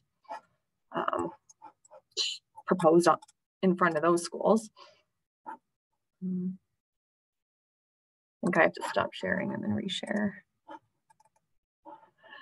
So the next two schools are Monsignor Doyle Secondary School and Cambridge Christian, and in between the two of them, there's actually a signalized intersection, and so that's that's the tried to go into Google Maps, but it didn't work. Now it's frozen. That's the control. It's a signalized intersection in between those schools that we're proposing. So, okay. What are the speed limits on that street? It's 50. It's posted 50. There's a section where it's 40 while flashing, but the rest of the road and outside of that section during those times, it's 50. Okay, that's a little high for the schools. I find the 50 would be nice if it could be lowered in the school areas. I think there's they've been doing it in other municipalities. I'm not sure. The lowering around schools, is that right? Is that something that can happen here? I believe so. In terms of, we have had requests to review the speed limit. We are proposing the curb and gutter. We're proposing physical changes to the road as part of the design to slow down cars. Historically, we haven't had a lot of success by just changing the posted speed limit. Proven measures that we've found to slow vehicles down is curb and gutter, things like pedestrian refuge islands, physical changes to the road. In our experience, has been an effective way to slow vehicles down. So there is a pilot, I believe, like you mentioned, of automated speed enforcement. However, this location, the city of Cambridge has selected a different location to pilot that. So this may be a good potential in the future. However, it's not going to be as part of this project. Okay. And finally, these trails or shared walkways, shared bicycle pedestrian paths, are they connected to other trails in the area?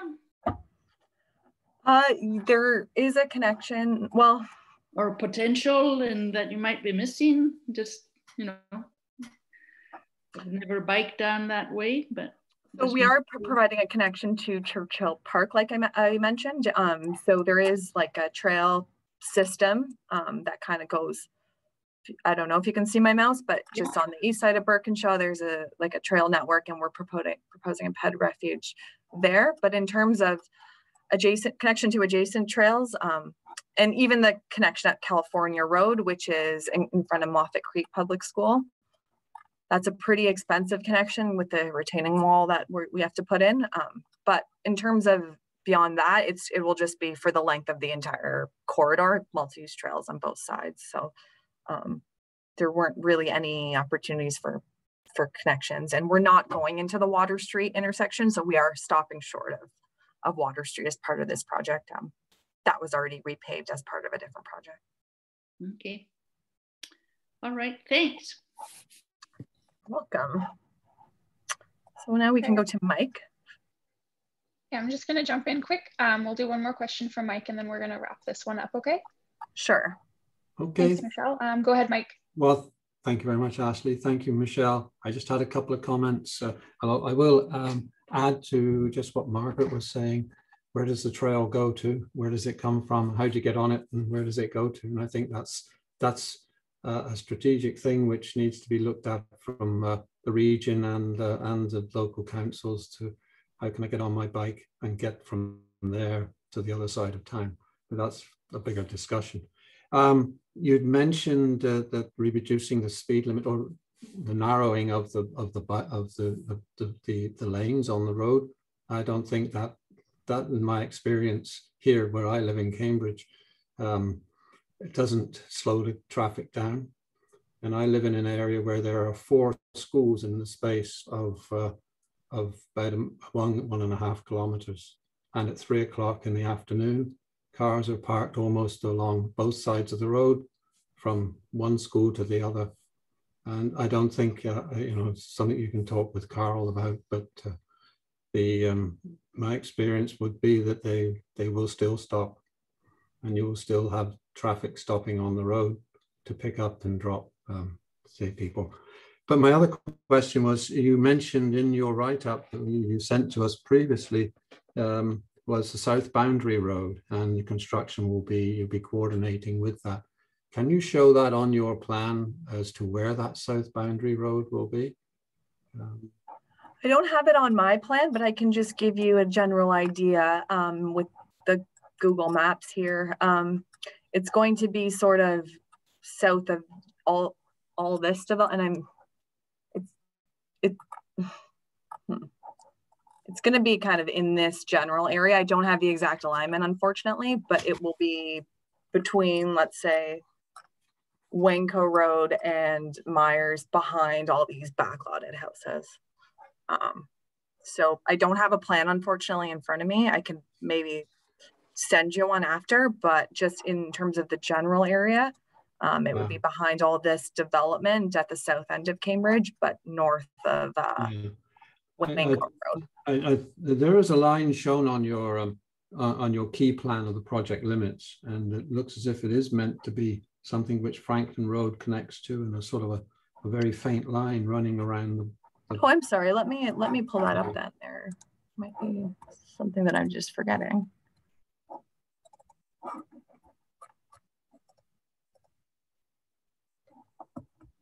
No.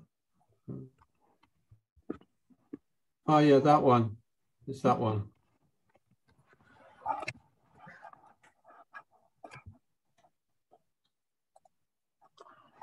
So yeah, it would be kind of in the area of the hatch line, and you can see maybe the potential, the roundabouts that are proposed. Okay, I just thought it might be clear if that's shown on your diagram. Yeah, thank you. Thanks for mentioning that to me. Sorry, I thought you maybe wanted something a little bit more detailed, but yeah, I totally forgot. No, if it's going to be more like a relief road, and we'll take some of the load off Myers Road, but I don't think that, given the schools there and it's going to be busy times along that road, I think that certainly needs to be considered.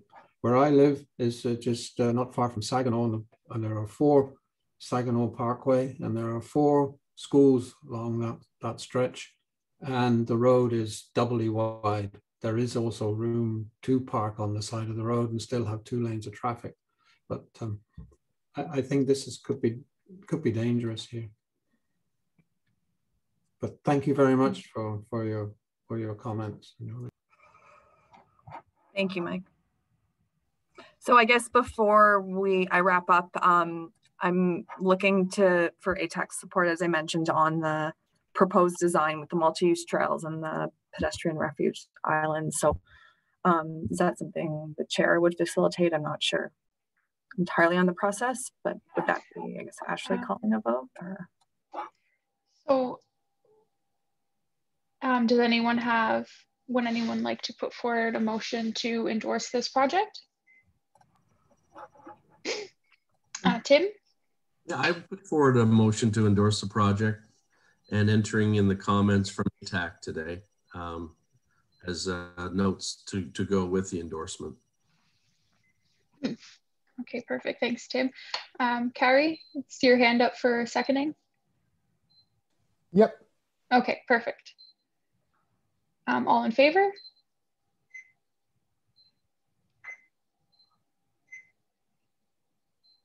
Any opposed? Sorry, Carl, I saw your hand go up. Is that an opposed hand or? It is an opposed hand. Yeah, sorry. Okay. I can't find. Okay. Well, I think the motion still passes. Thank you, Ashley. Thanks, Michelle. If anyone has any other questions for Michelle, I'm sure, again, Tim can put you in touch. Thanks very much, Michelle, for being here with us this evening. You're welcome. Thanks for having me. Of course, take care. Okay, our next item is, oops.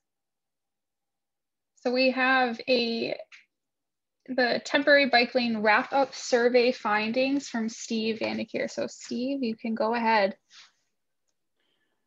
Thank you, Madam Chair, and good evening, everyone. Now that we are past the 6 o'clock hour, it's the evening. If I could share my screen, I will find this survey. Hold on, bear with me, please.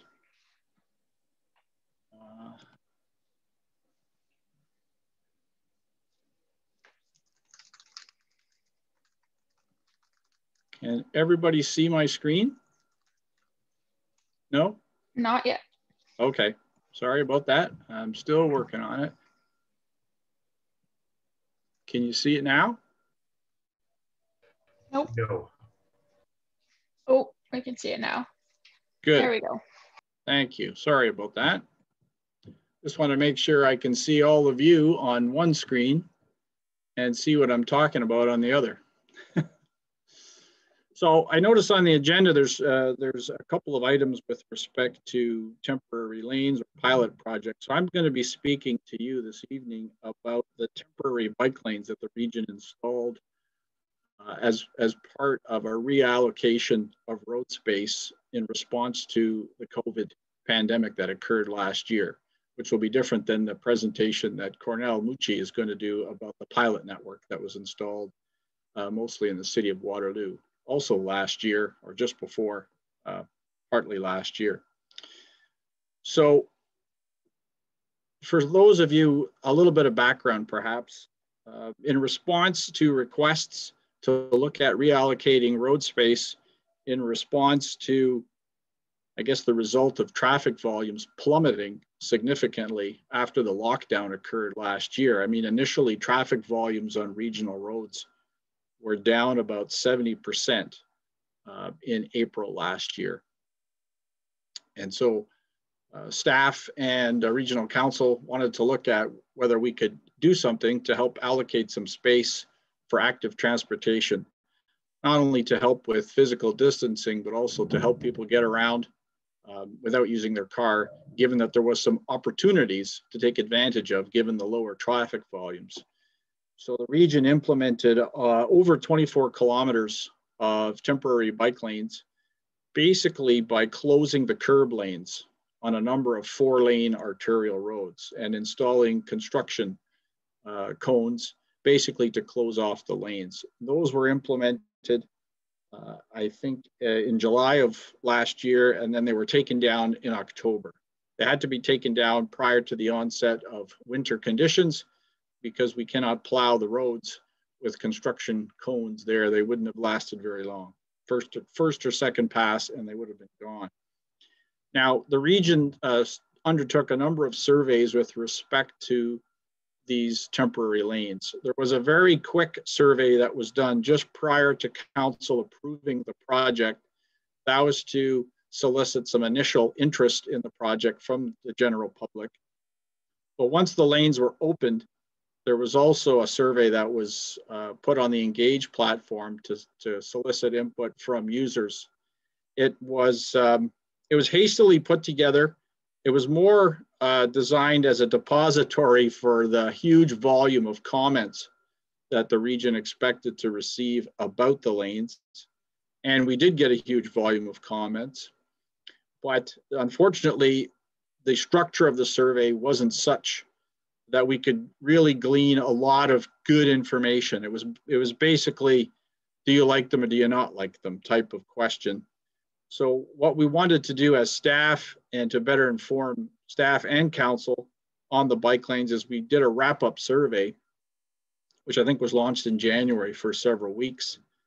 And that survey, which I'm going to present to you today, we did structure the questions a lot more carefully so that we could separate the opinions of various users, including cyclists, drivers, pedestrians, transit users, and even residents who lived along those roads where the temporary lanes were installed. So just a quick recap, they were installed on Coronation Boulevard in Cambridge, Westmount Road in Kitchener-Waterloo, Herb Street on 2 different sections on Herb Street in Waterloo, on Bridgeport Road in Waterloo, Frederick Street in Kitchener as well. So we had a number of different locations. I'm just going to scroll down to the kinds of questions that we asked, just to show you just very quickly what some of the questions that were asked in the survey. So one of the first questions people were asked is, well, what are you? Are you a cyclist? Are you a driver? Are you a pedestrian? Have you used these roads? And it was okay for anyone to answer yes to more than one category. Because of course, someone who drives along those roads may also have biked along those roads as well, or walked along the sidewalks on those roads. For the cyclists, we asked questions about, well, was it easy to access the lanes? Did the temporary lanes make it easier to share the road? Did it make it easier for you to stay off the sidewalk?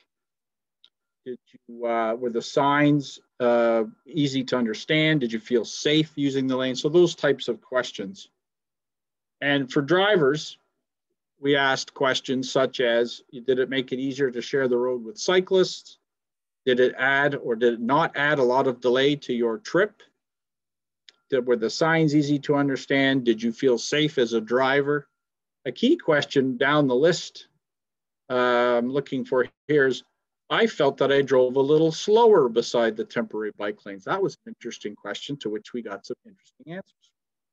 So we asked those kinds of questions of drivers.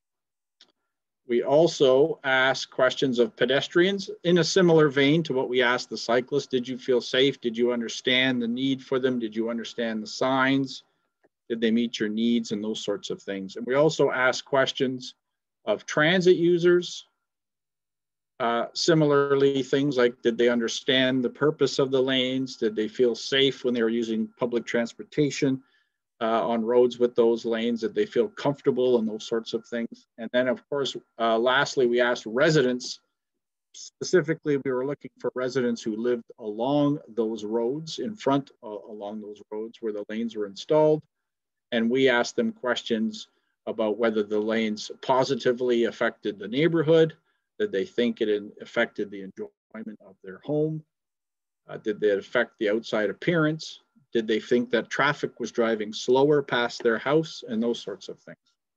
So those are the kinds of questions that were directed at each of the users. But like I said, when somebody first entered the survey, they were allowed to answer yes to more than one of those categories. So they could answer those questions as a driver, as a pedestrian, as a cyclist. So what we use to collect the data and filter it is a new system that the region's using called Power BI. It's pretty powerful software. It allows you to really filter data in different ways. You can slice and dice it a number of ways. Unfortunately, it requires a fair bit of training as a user, for which I have not been the recipient. So the person who put this dashboard together basically gave me some static slides, which I could present to you. If I was a power user of Power BI, I'd be able to go through and do deeper dives on some of these individual graphs. It's a really powerful tool for doing deep dives on data, but I'm just going to show you some of the highlights. So in terms of the overall summary, hope that everyone can see this page here. So the total number of participants in the survey was 738. We're hoping to get more, but that's what we got. And the breakdown can be seen on this graph here, where we had over 600 identified as drivers. We had close to 200 identify as cyclists, and just under 200 identify as pedestrians. Of course, if you add all these up, it does have a sum greater than 738 because some people identified as more than one user. Residents on a street with installed bike lanes, we only got 47, but still that was 47 people who identified as living on a street with the bike lanes. There's also some information here about overall satisfaction. So I'm going to go down to the more detailed breakdown. So this was comments that were received, the questions answered by those that identified as cyclists. So some of the questions that were asked were, well, how many times a month or how many times a week did you use the temporary lanes? So some people identified as a few times per month, sometimes a few times per week, and so on, all the way to those that identified using them daily. So of the cyclists that responded, 87% had used the lanes in some form, whether it was every day or just several times a month. And we also collect the data on what roads that they used the lanes on. So these colored bars, I know they're probably a little hard to read on a small screen, but they identify how many users said I used the lanes on, let's say, for instance, Westmount Road is this tall purple bar. So over 150, well, over 100 people, I said that they used the lanes on Westmount Road. And then we also asked questions about why did you use them? Did you use them for your primary mode of transportation, which would have been the light blue bar?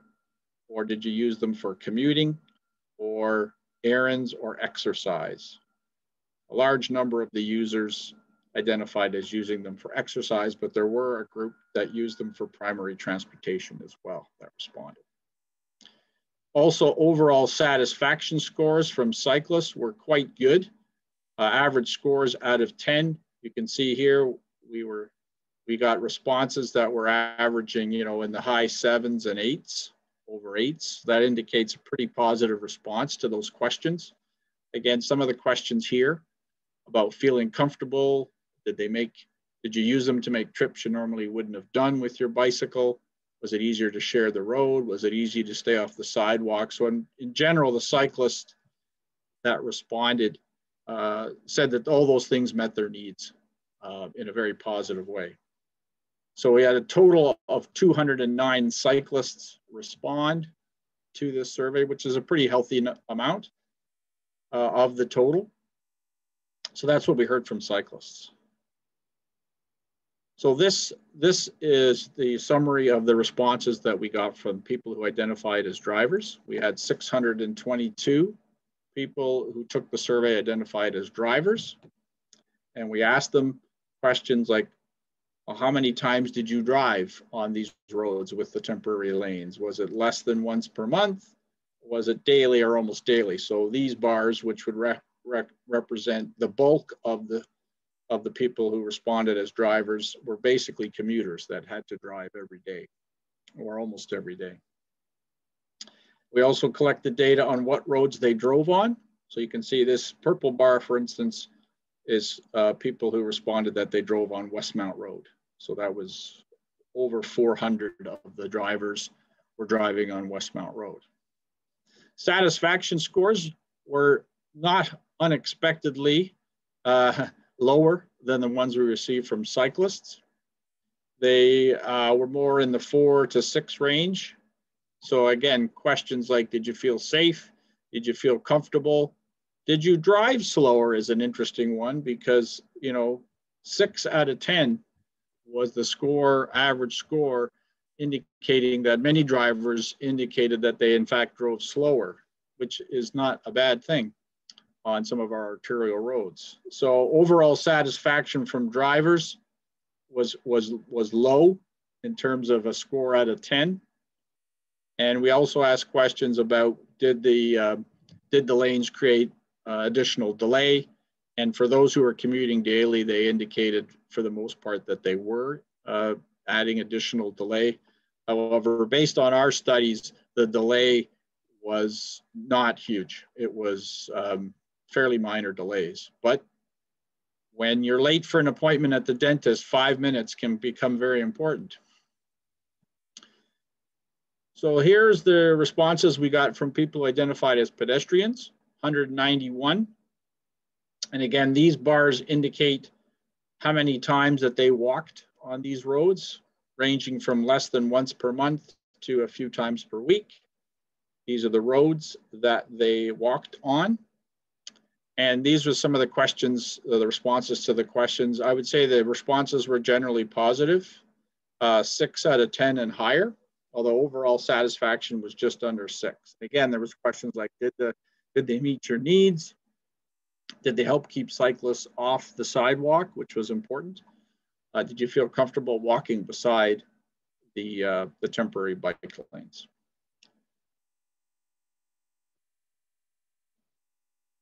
Public transit users, we got only a limited number of feedback from those who identified as transit users. Again, so overall satisfaction was probably a little bit on the low side.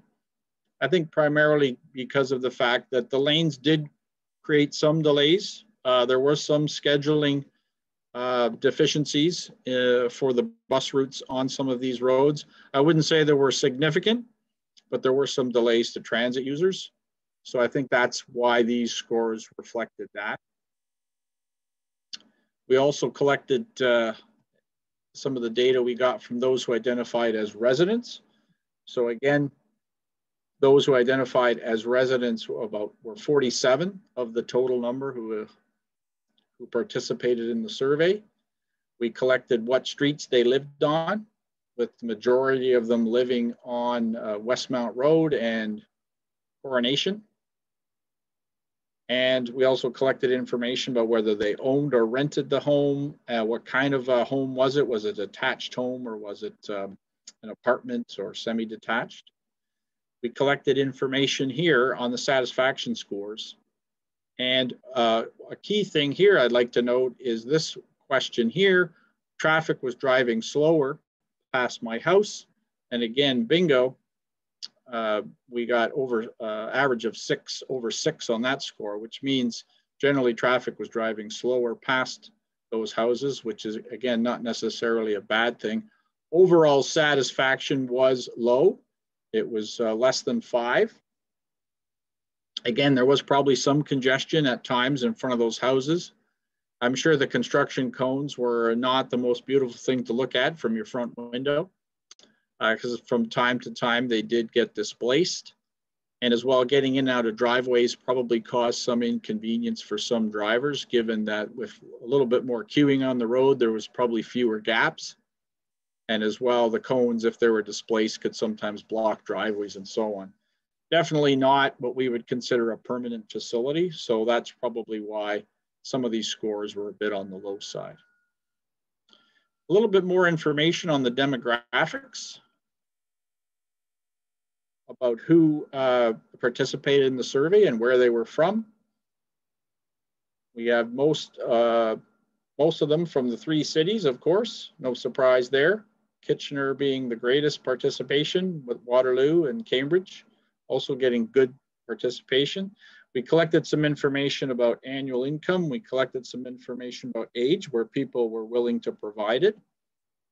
Collected some gender information, and also some information about whether there was any First Nations, Métis, or Inuit folks who participated in the survey.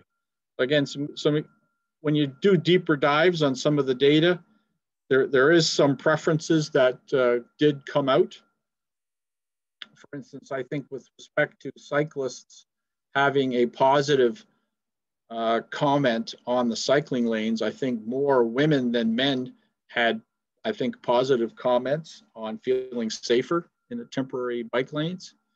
And as well, I think we got more positive comments from folks that were in the younger ranges, rather than the folks that were in the older ages, in terms of the spread of opinion based on age. Again, I don't have the detailed breakdown of that because I don't have access to all the filtering that is part of this software. But I think that is basically the overall summary. That's what I was planning on presenting today. And we will be presenting this information to Regional Council, either in the form of an email or perhaps an information report. But I thought we'd let you folks have the first sneak peek at this wrap-up survey, and I'd be happy to answer any questions. Thanks, Steve, for the sneak peek at the survey. And thanks for keeping us informed about this project throughout the entire time, throughout its entire existence. Jeff, I see you've had your hand up for a while, so why don't you go ahead with the first question? Thanks, Ashley. And Steve, I feel like I'm in Groundhog Day here. When is this ever going to go away? I haven't seen this software before, and I hope you didn't spend a lot of money on it, because I'm a little disappointed that, I've mentioned this many times during budget discussions, during other important issues that Regional Council deal with, that we do these online surveys, and we get such a poor turnout. I mean, even for budget, we get maybe 1,000 people or 1,500 people making a comment out of 630,000 residents that live in the region. So I hope we're not extrapolating this and saying that the 738 people that participated in this survey creates an extrapolation where we say, well, really it's 70,000 or 80,000.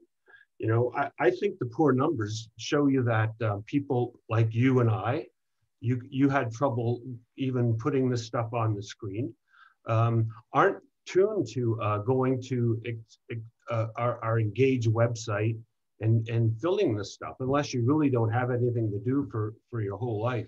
So I understand that this stuff looks pretty and it may make some sense to somebody, but I certainly hope the takeaway is not that this has been a great success and we're going to keep doing this kind of thing. Because in my view, and you know exactly where I came from, I never supported any of this. I think we did it backwards. We should have been talking to the residents and laying out a plan how we wanted to do this and try to get at least some buy-in from people that are being affected. So I guess, when I look at 738, my question is, are you happy with these results? Is this something that, people in transportation are saying, well, this is amazing. This really gives us a green light to do this again? That was a question, Steve. I'll sift through that information to find the questions. Thank you, through you, Madam Chair, to Councillor Lawrence. We would have really hoped to get a much larger response to this last survey. Unfortunately, it was done during January. It's in the middle of lockdown. The lanes had been taken down for months, so they weren't really up front and center in people's minds. So the low response is a little disappointing. However, if you look at the ratios of drivers that responded versus cyclists, it's pretty good.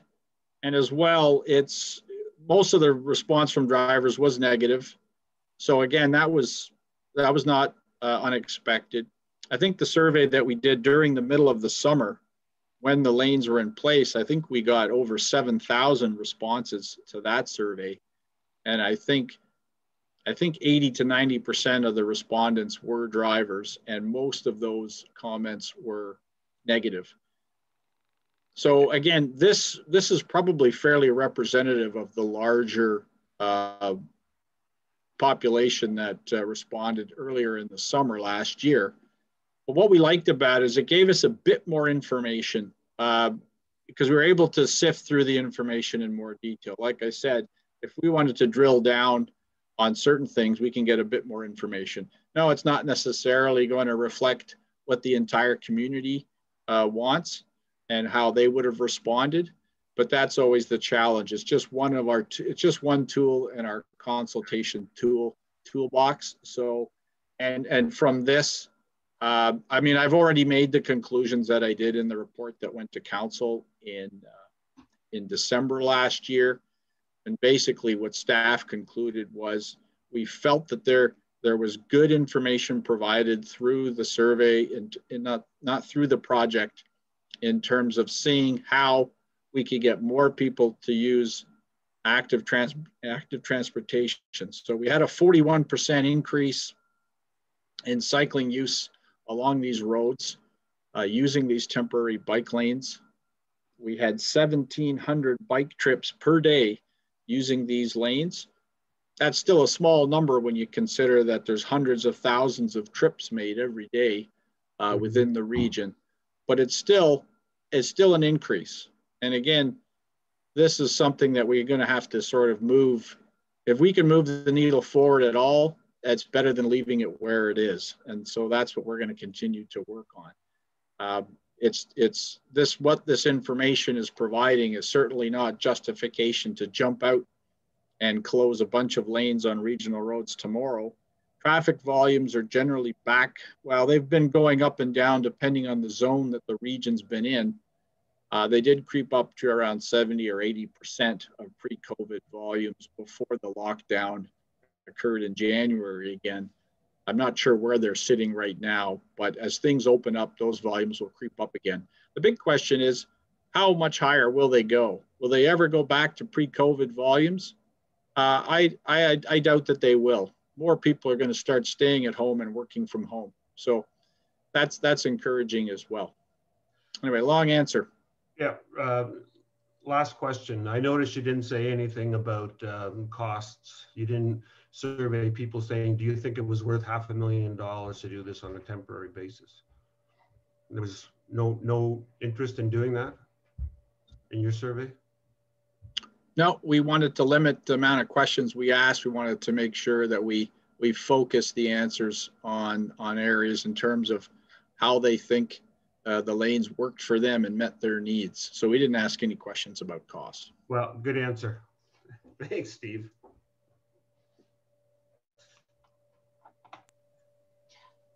Okay, thanks, Jeff. I'm not seeing any other hands for questions. So we're gonna, oh, we got one from Kari. If you wanna go ahead, okay? Just a quick one. Would we be able to get a copy of that PDF? Through you, Madam Chair, absolutely. I think I already sent it to Tim in advance of the meeting. Yeah, Steve, I have a copy of it for the minutes. We'll include it in that, but I can send it out to the group before then. Yeah, and if anybody has any questions that they about any aspects of the results as presented, they can always send me an email or contact me through Kevin, and we'll get back to you on it.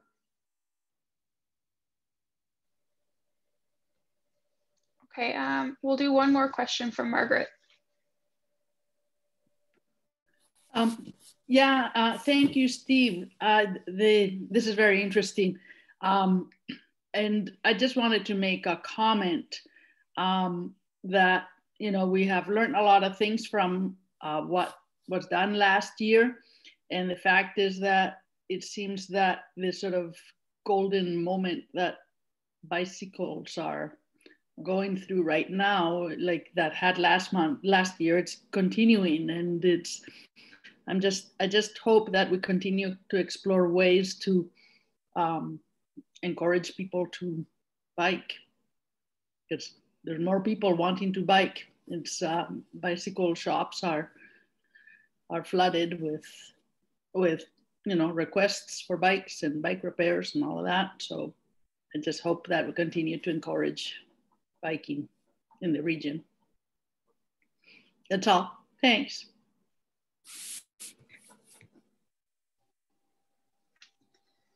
Great, thanks, Margaret. Steve, thanks again. I appreciate your approach or perspective on if you can move the needle just a little bit. Then you will. So before we jump into our next item here, we are gonna defer. We have a item, Kevin was gonna talk to us about the active transportation facility construction, a little bit about that. So we're gonna defer that. Kevin's gonna send out an email after the meeting for our review, and then if necessary, we can discuss it at our next meeting. So with that being said, we're gonna move on to the separated cycling network pilot evaluation report from Cornell. Cornell, welcome back, and you have the floor. Madam Chair and members of the committee. Okay, I'm going to share my screen with you.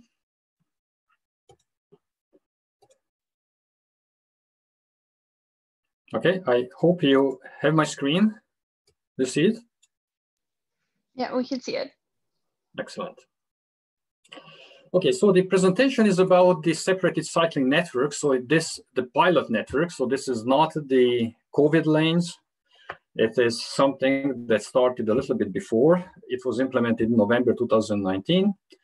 And the plan was to have it for 18 months as a pilot and then make a decision what to do with it. And this is the final assessment that I'm going to present, and potential next steps. I'm saying potential next steps because it hasn't been approved by senior management yet, but we have the April 13th council meeting that I'm trying to have this on the agenda. And this was the opportunity to present to you before it goes to council. And at the end, I would like your feedback on the next steps and potentially your endorsement for the approach that we are proposing. So why was the pilot done?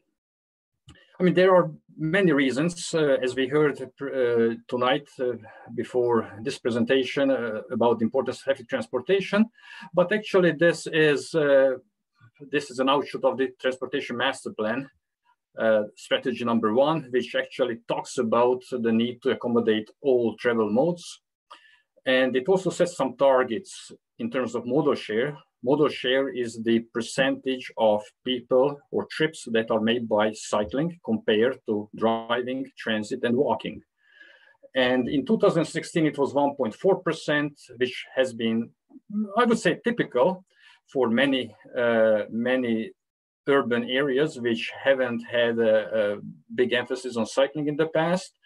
And the emphasis or the objective is to increase it to 2.3% by 2031, which is a 64% increase in cycling. Quite significant in terms of increase, but not unachievable, as has been demonstrated in some other municipalities. At the same time, when we talk about modal shares, the master plan also talks about the need to reduce the importance of car trips in terms of our lives. So there is an decreasing target for the car travel. Not huge decrease, but some decrease, which is important just to see that the importance of some modes has to increase according to our long-term blueprint for transportation. Another reason why we were doing the pilot was to test the impacts of separating cycling from rest of traffic. And you will see that it is the impacts are not only on cyclists, but on the other users of the road, more specifically motorists. And the third most important element was to test various designs. How do we do that separation? This slide shows you the network in the middle, which has Columbia Street. Then we have University Avenue, we have King Street, and we have Albert Street, this small section, and Herb Street. And we did use different separation methods. On Columbia Street, we just had the fixed bollards without anything on the road, no temporary curbs, just on the white line, the bollards were mounted. King Street has rubber curbs, plus the bollards, plus some space, buffer space. Albert Street had the planters with some buffer space.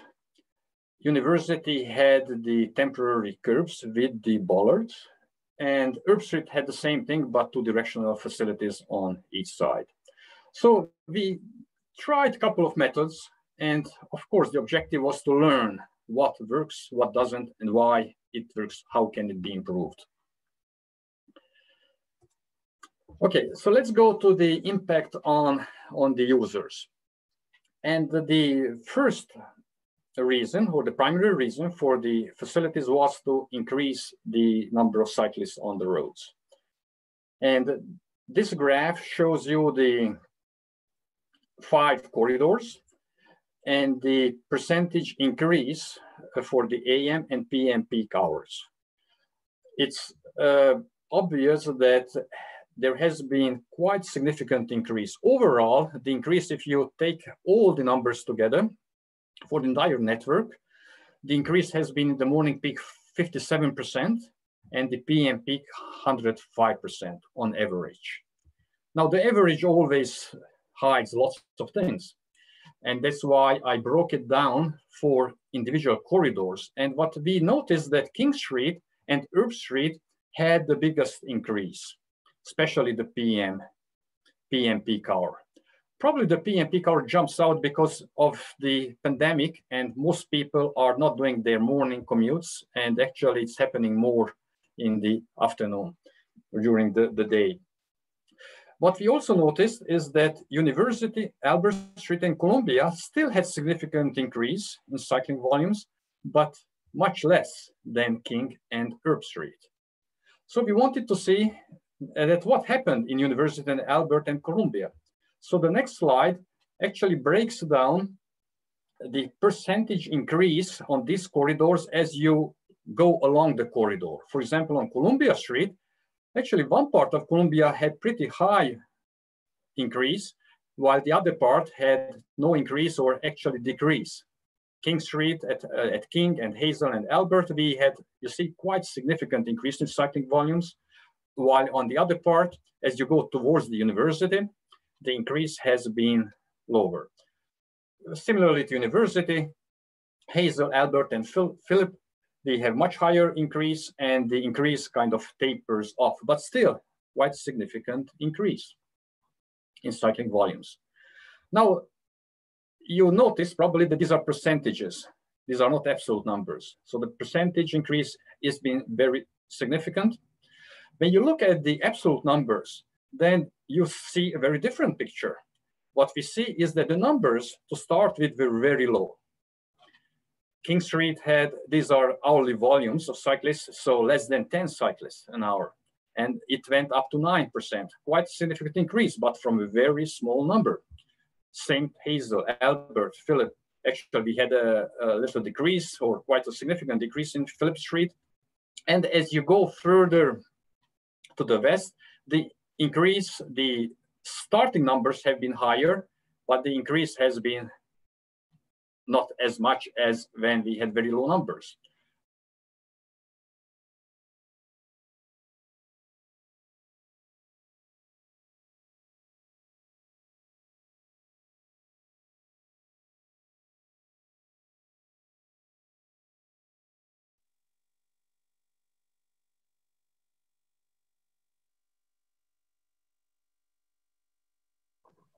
You're muted, Cornell. Okay, so, now I am muted. I said the host muted me. So what was the last thing that you heard from me?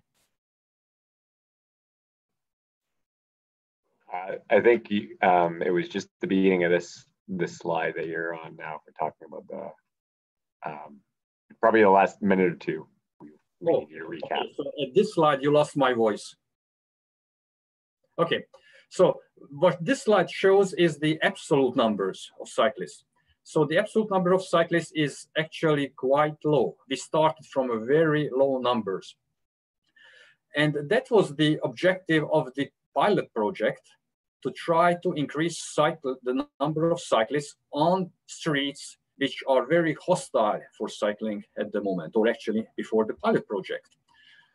And there were no cyclists. So the question was, how can we increase the cycling numbers in corridors which are very uninviting, which are not designed for cycling? And from that perspective, it is very obvious that, well, I mean, we did something which did attract cyclists to corridors which were very unfriendly initially. The same thing for Columbia and University Street. And as you see at King, Hazel, and Albert, the starting numbers are very low, but the increases are quite significant. And as you go further towards the university, the starting numbers are actually higher, but the increase is not as high, but still quite significant, as we have seen on the previous slide. The next slide shows what happened with vehicle volumes and travel times. What we were expecting when we started the pilot is that vehicle travel times will increase with the pilot. Now, COVID played a big role in this. And because of COVID, the volumes have changed quite significantly. They dropped. So these results are not the impact of the cycling facility. These results are impact of the pandemic. What we have collected or noticed here, that King Street had a little bit of increase in the traffic volumes, interestingly, but all the other corridors had quite significant decrease in the traffic volumes. And connected to that are travel times, and travel times decreased, AM by 24%, off-peak 12%, PM peak by 18%. But as I said, this is not the result of the cycling facility. It's not because more people are cycling and there are less people driving. This is mostly because the volumes have decreased significantly during the pandemic. So we did look at the different designs. What is the best separation?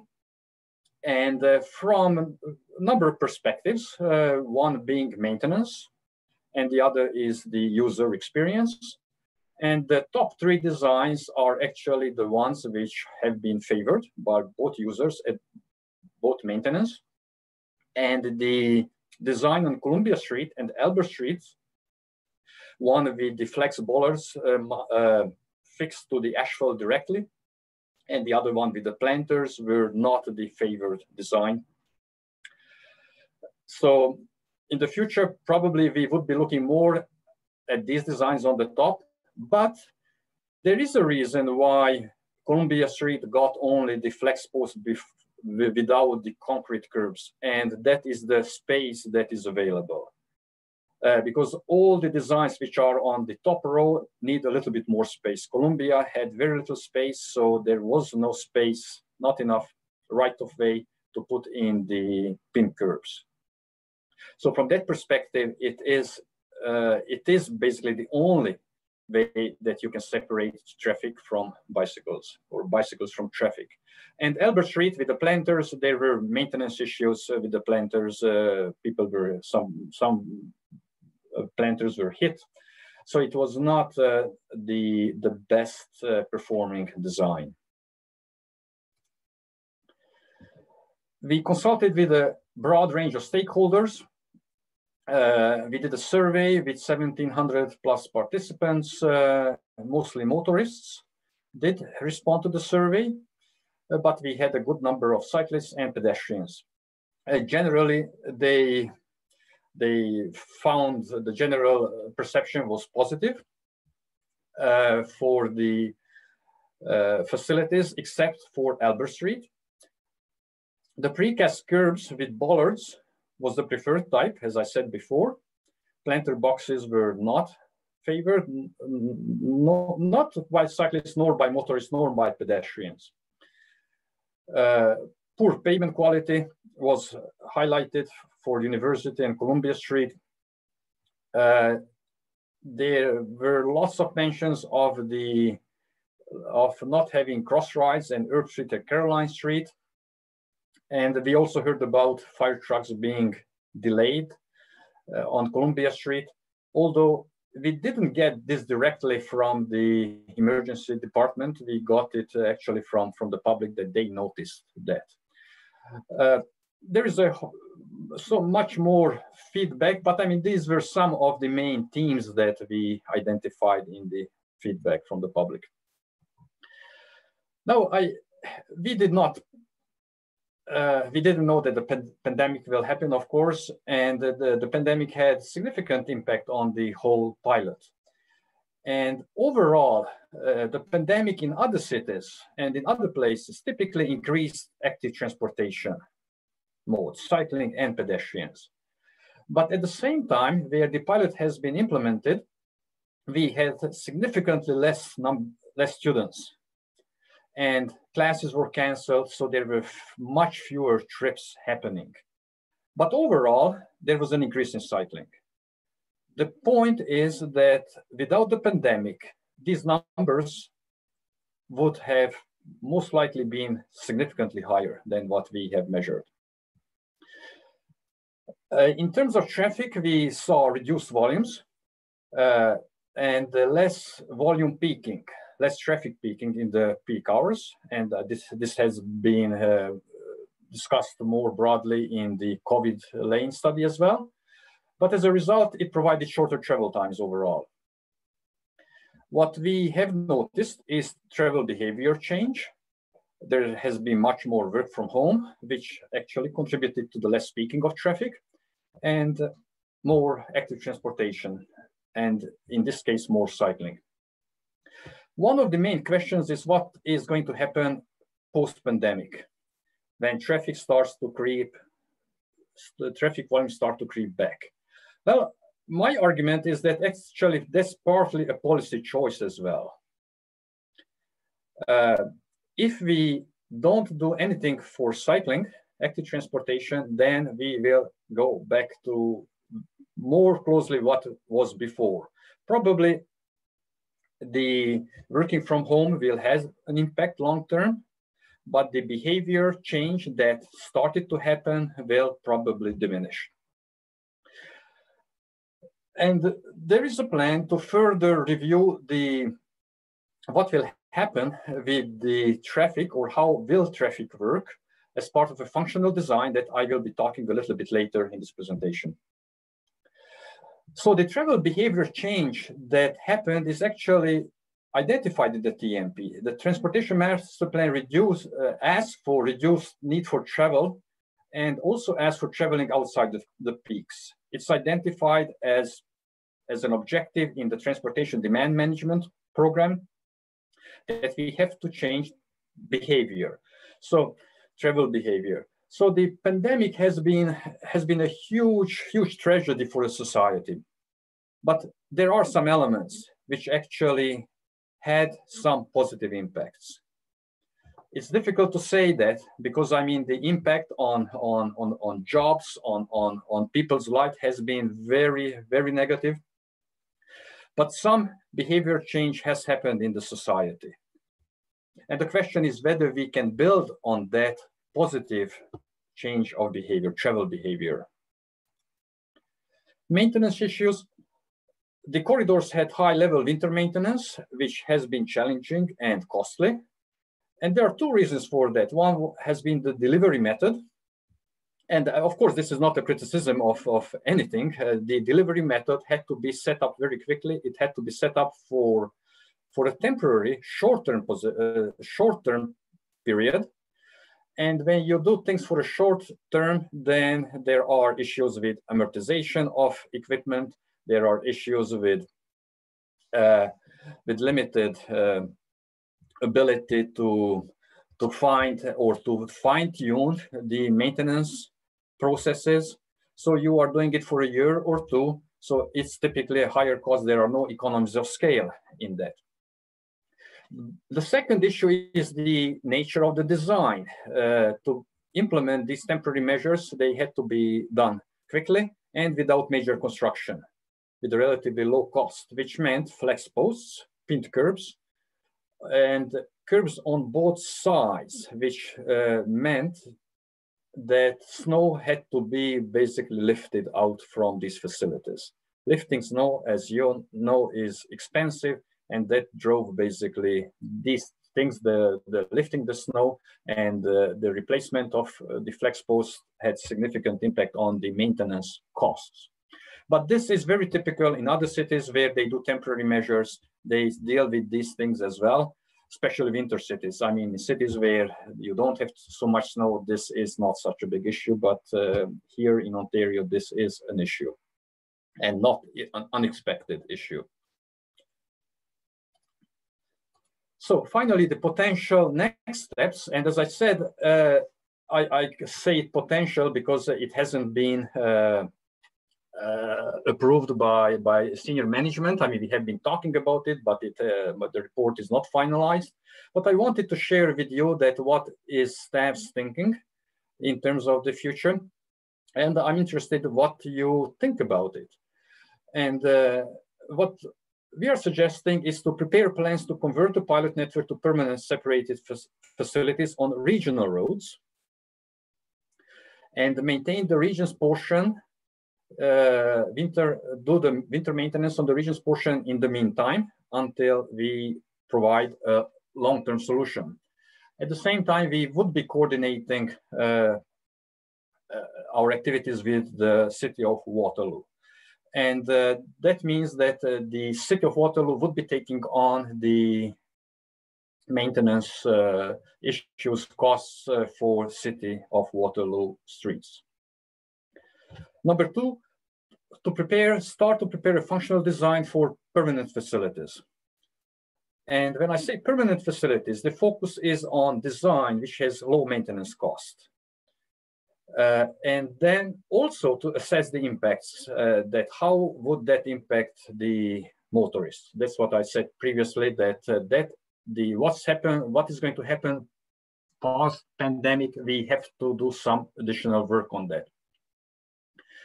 Number three, include the segments of the pilot network in ongoing capital reconstruction projects, so that when we rebuild the street, we are doing it for the next 30, 40, 50 years. The cycling facility has to be designed so that it is low maintenance, but it also provides separation for vulnerable users. And actually, we are doing it already. Part of University Avenue is being planned, or actually will be rebuilt in a couple of years through the capital construction program. The section between King and Albert is in the plan, and we are looking at a design which will have low maintenance cost and still be separated. And for the other parts of the network which are not covered by the capital program, we would be seeking funding from other levels of government, so that they would be implemented as soon as possible.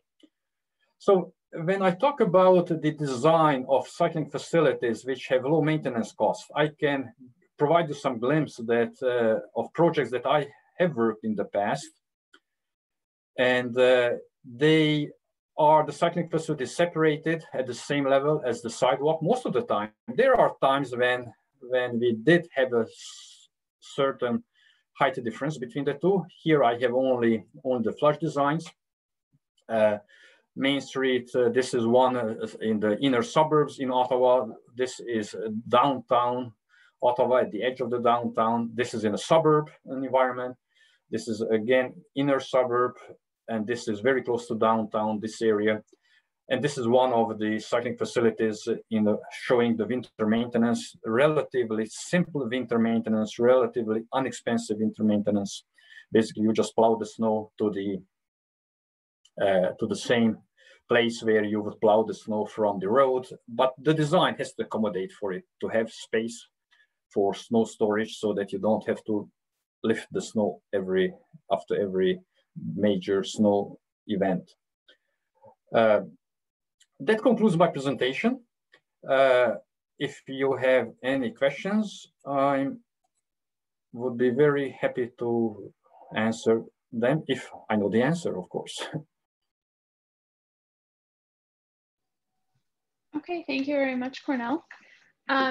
Before we get into questions, I want to say that it appears we have lost quorum. So I know, Cornell, that you asked for an endorsement from ATAC.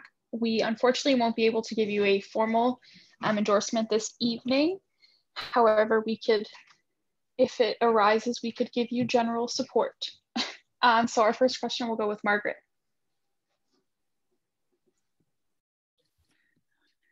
Hi, Cornell. Thanks, that's a pretty interesting report.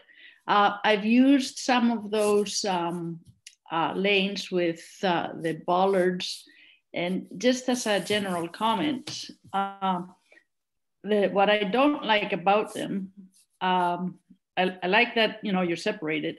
I don't like that that if I'm riding my bicycle, or I mean, I like basically that you can't go, you can only go as fast as the person in front of you. So if I'm driving slowly and there's a person that wants to ride faster, they can't pass me on those lanes.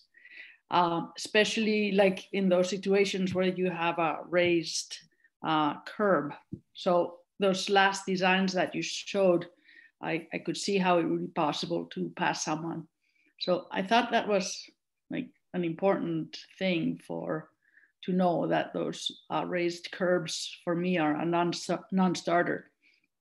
And another thing is, when the bollards are too close together, it's difficult to get out of that lane.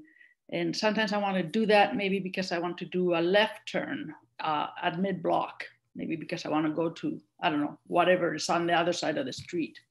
So just, yeah, that's something that I found locally, that the bollards are too close together to be able to sort of exit the lane safely. But,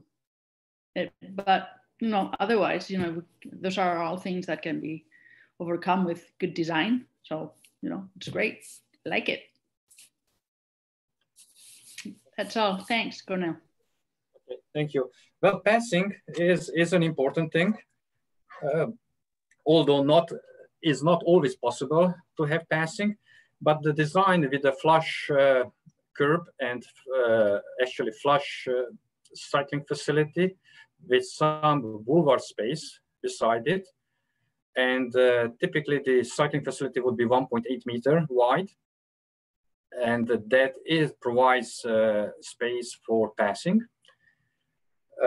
Although sometimes the facilities, especially at intersections, may go down to 1.5 meters, which does not allow passing, but those are shorter sections.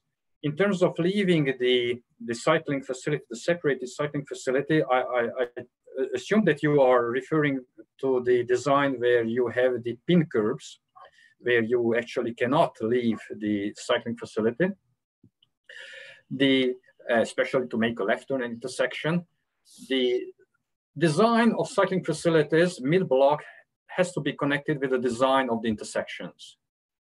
And with the intersection design, the turning movements would be accommodated. And that's what we are looking at University Avenue, for example, and that's what we would be looking at all the other intersections as well. So that the turning movements are happening at intersections, and intersections designed with proper cross-ride and with proper facilities or set up to allow safe movement, whether it's straight, left, or right. The situations I find is if I'm riding along on the street, I want to turn left because I want to go onto somebody else's driveway at mid-block, for example. Those are the situations where, you know, at mid-block, I might want to get off and do a left turn. So having a curb that, I don't know, that's more like a bump will allow me to get out of the lane. That's, you know, otherwise I have to go to the next intersection and do a U-turn and get myself down so that I can go to my friend's house across the street. That's all. Yeah, I understand. Or, you know.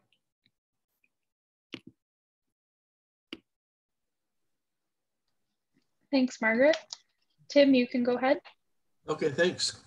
Thanks for the presentation, Cornell. I enjoyed it. I have used all of those pilot lanes living in Waterloo and cycling on all of them. I echo the comments of Margaret. I thought those were very good points about kind of feeling like you're on a train track and you can't get off and you can't go around, or people can't go around you, but that's just the nature of our narrow roads, and we've kind of shoehorned in these lanes.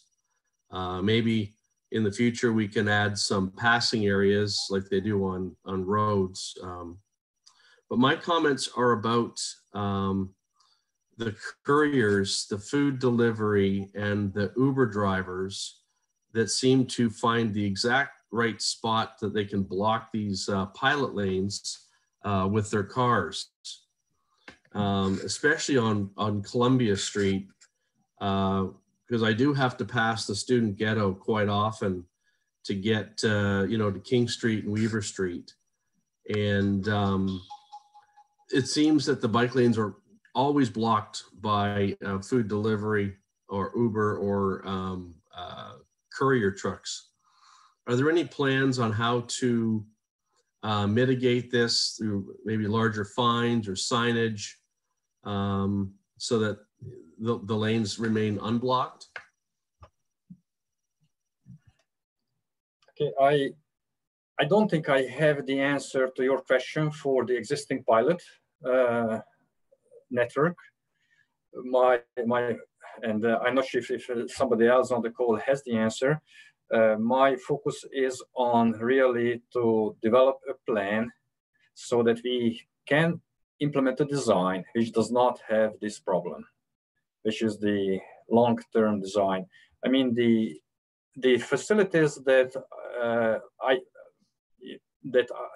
worked on or I designed in the past basically had full curb, and the full curb basically minimized all those incursions. I mean, it did not prevent totally, because people sometimes do drive over anything, but most of the time that hasn't been a big issue. And that is what we are trying to do in a longer term. Sure. No, no, thank you. I understand it wasn't the nature of the design. It's just, I think it was a bit of a byproduct of it. Yes. My question was about how did, is there any kind of sense of how the bollards fared after the winter? Because as I do drive on Columbia quite often, I see quite a few missing. And I'm not sure if that's from drivers or from the plows or just bad weather. I believe it's mostly the plows, and it's about, now I will just order of magnitude 30–40% had to be replaced. So it's a significant number of them. That is a large number. Yeah, thank you very much. And not so much on King Street where we have the buffer, but where there is no buffer, and especially Columbia, it is very easy to lose them, and then people drive over them and they break them. Thank you.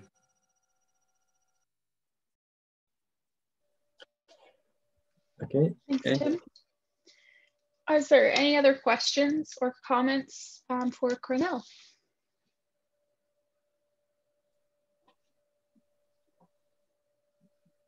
Okay, I'm not seeing any hands. Thanks again, Cornell, for the presentation. Okay. So I think that was our last agenda item for this evening. Now that we're moving, we've deferred Kevin's item. So normally I think we would say, can I have a motion to adjourn? But Tim, can I do that right now? No, because we don't have quorum, we can't pass any motions. So what we'll do, we just note in the minutes that the meeting adjourns without quorum. But okay. What we're allowed to do is have a meeting for educational purposes, but we can't pass any motions. So if everybody's done, then we're just done. Then you declare the meeting over, and we all get to go home, I guess. I see a thumbs up from Josh. So, yep. Well, I guess this meeting is officially over. Thanks, everyone. Have a great night. Thanks and good night. Thanks, take care. Good night, everyone. Good night.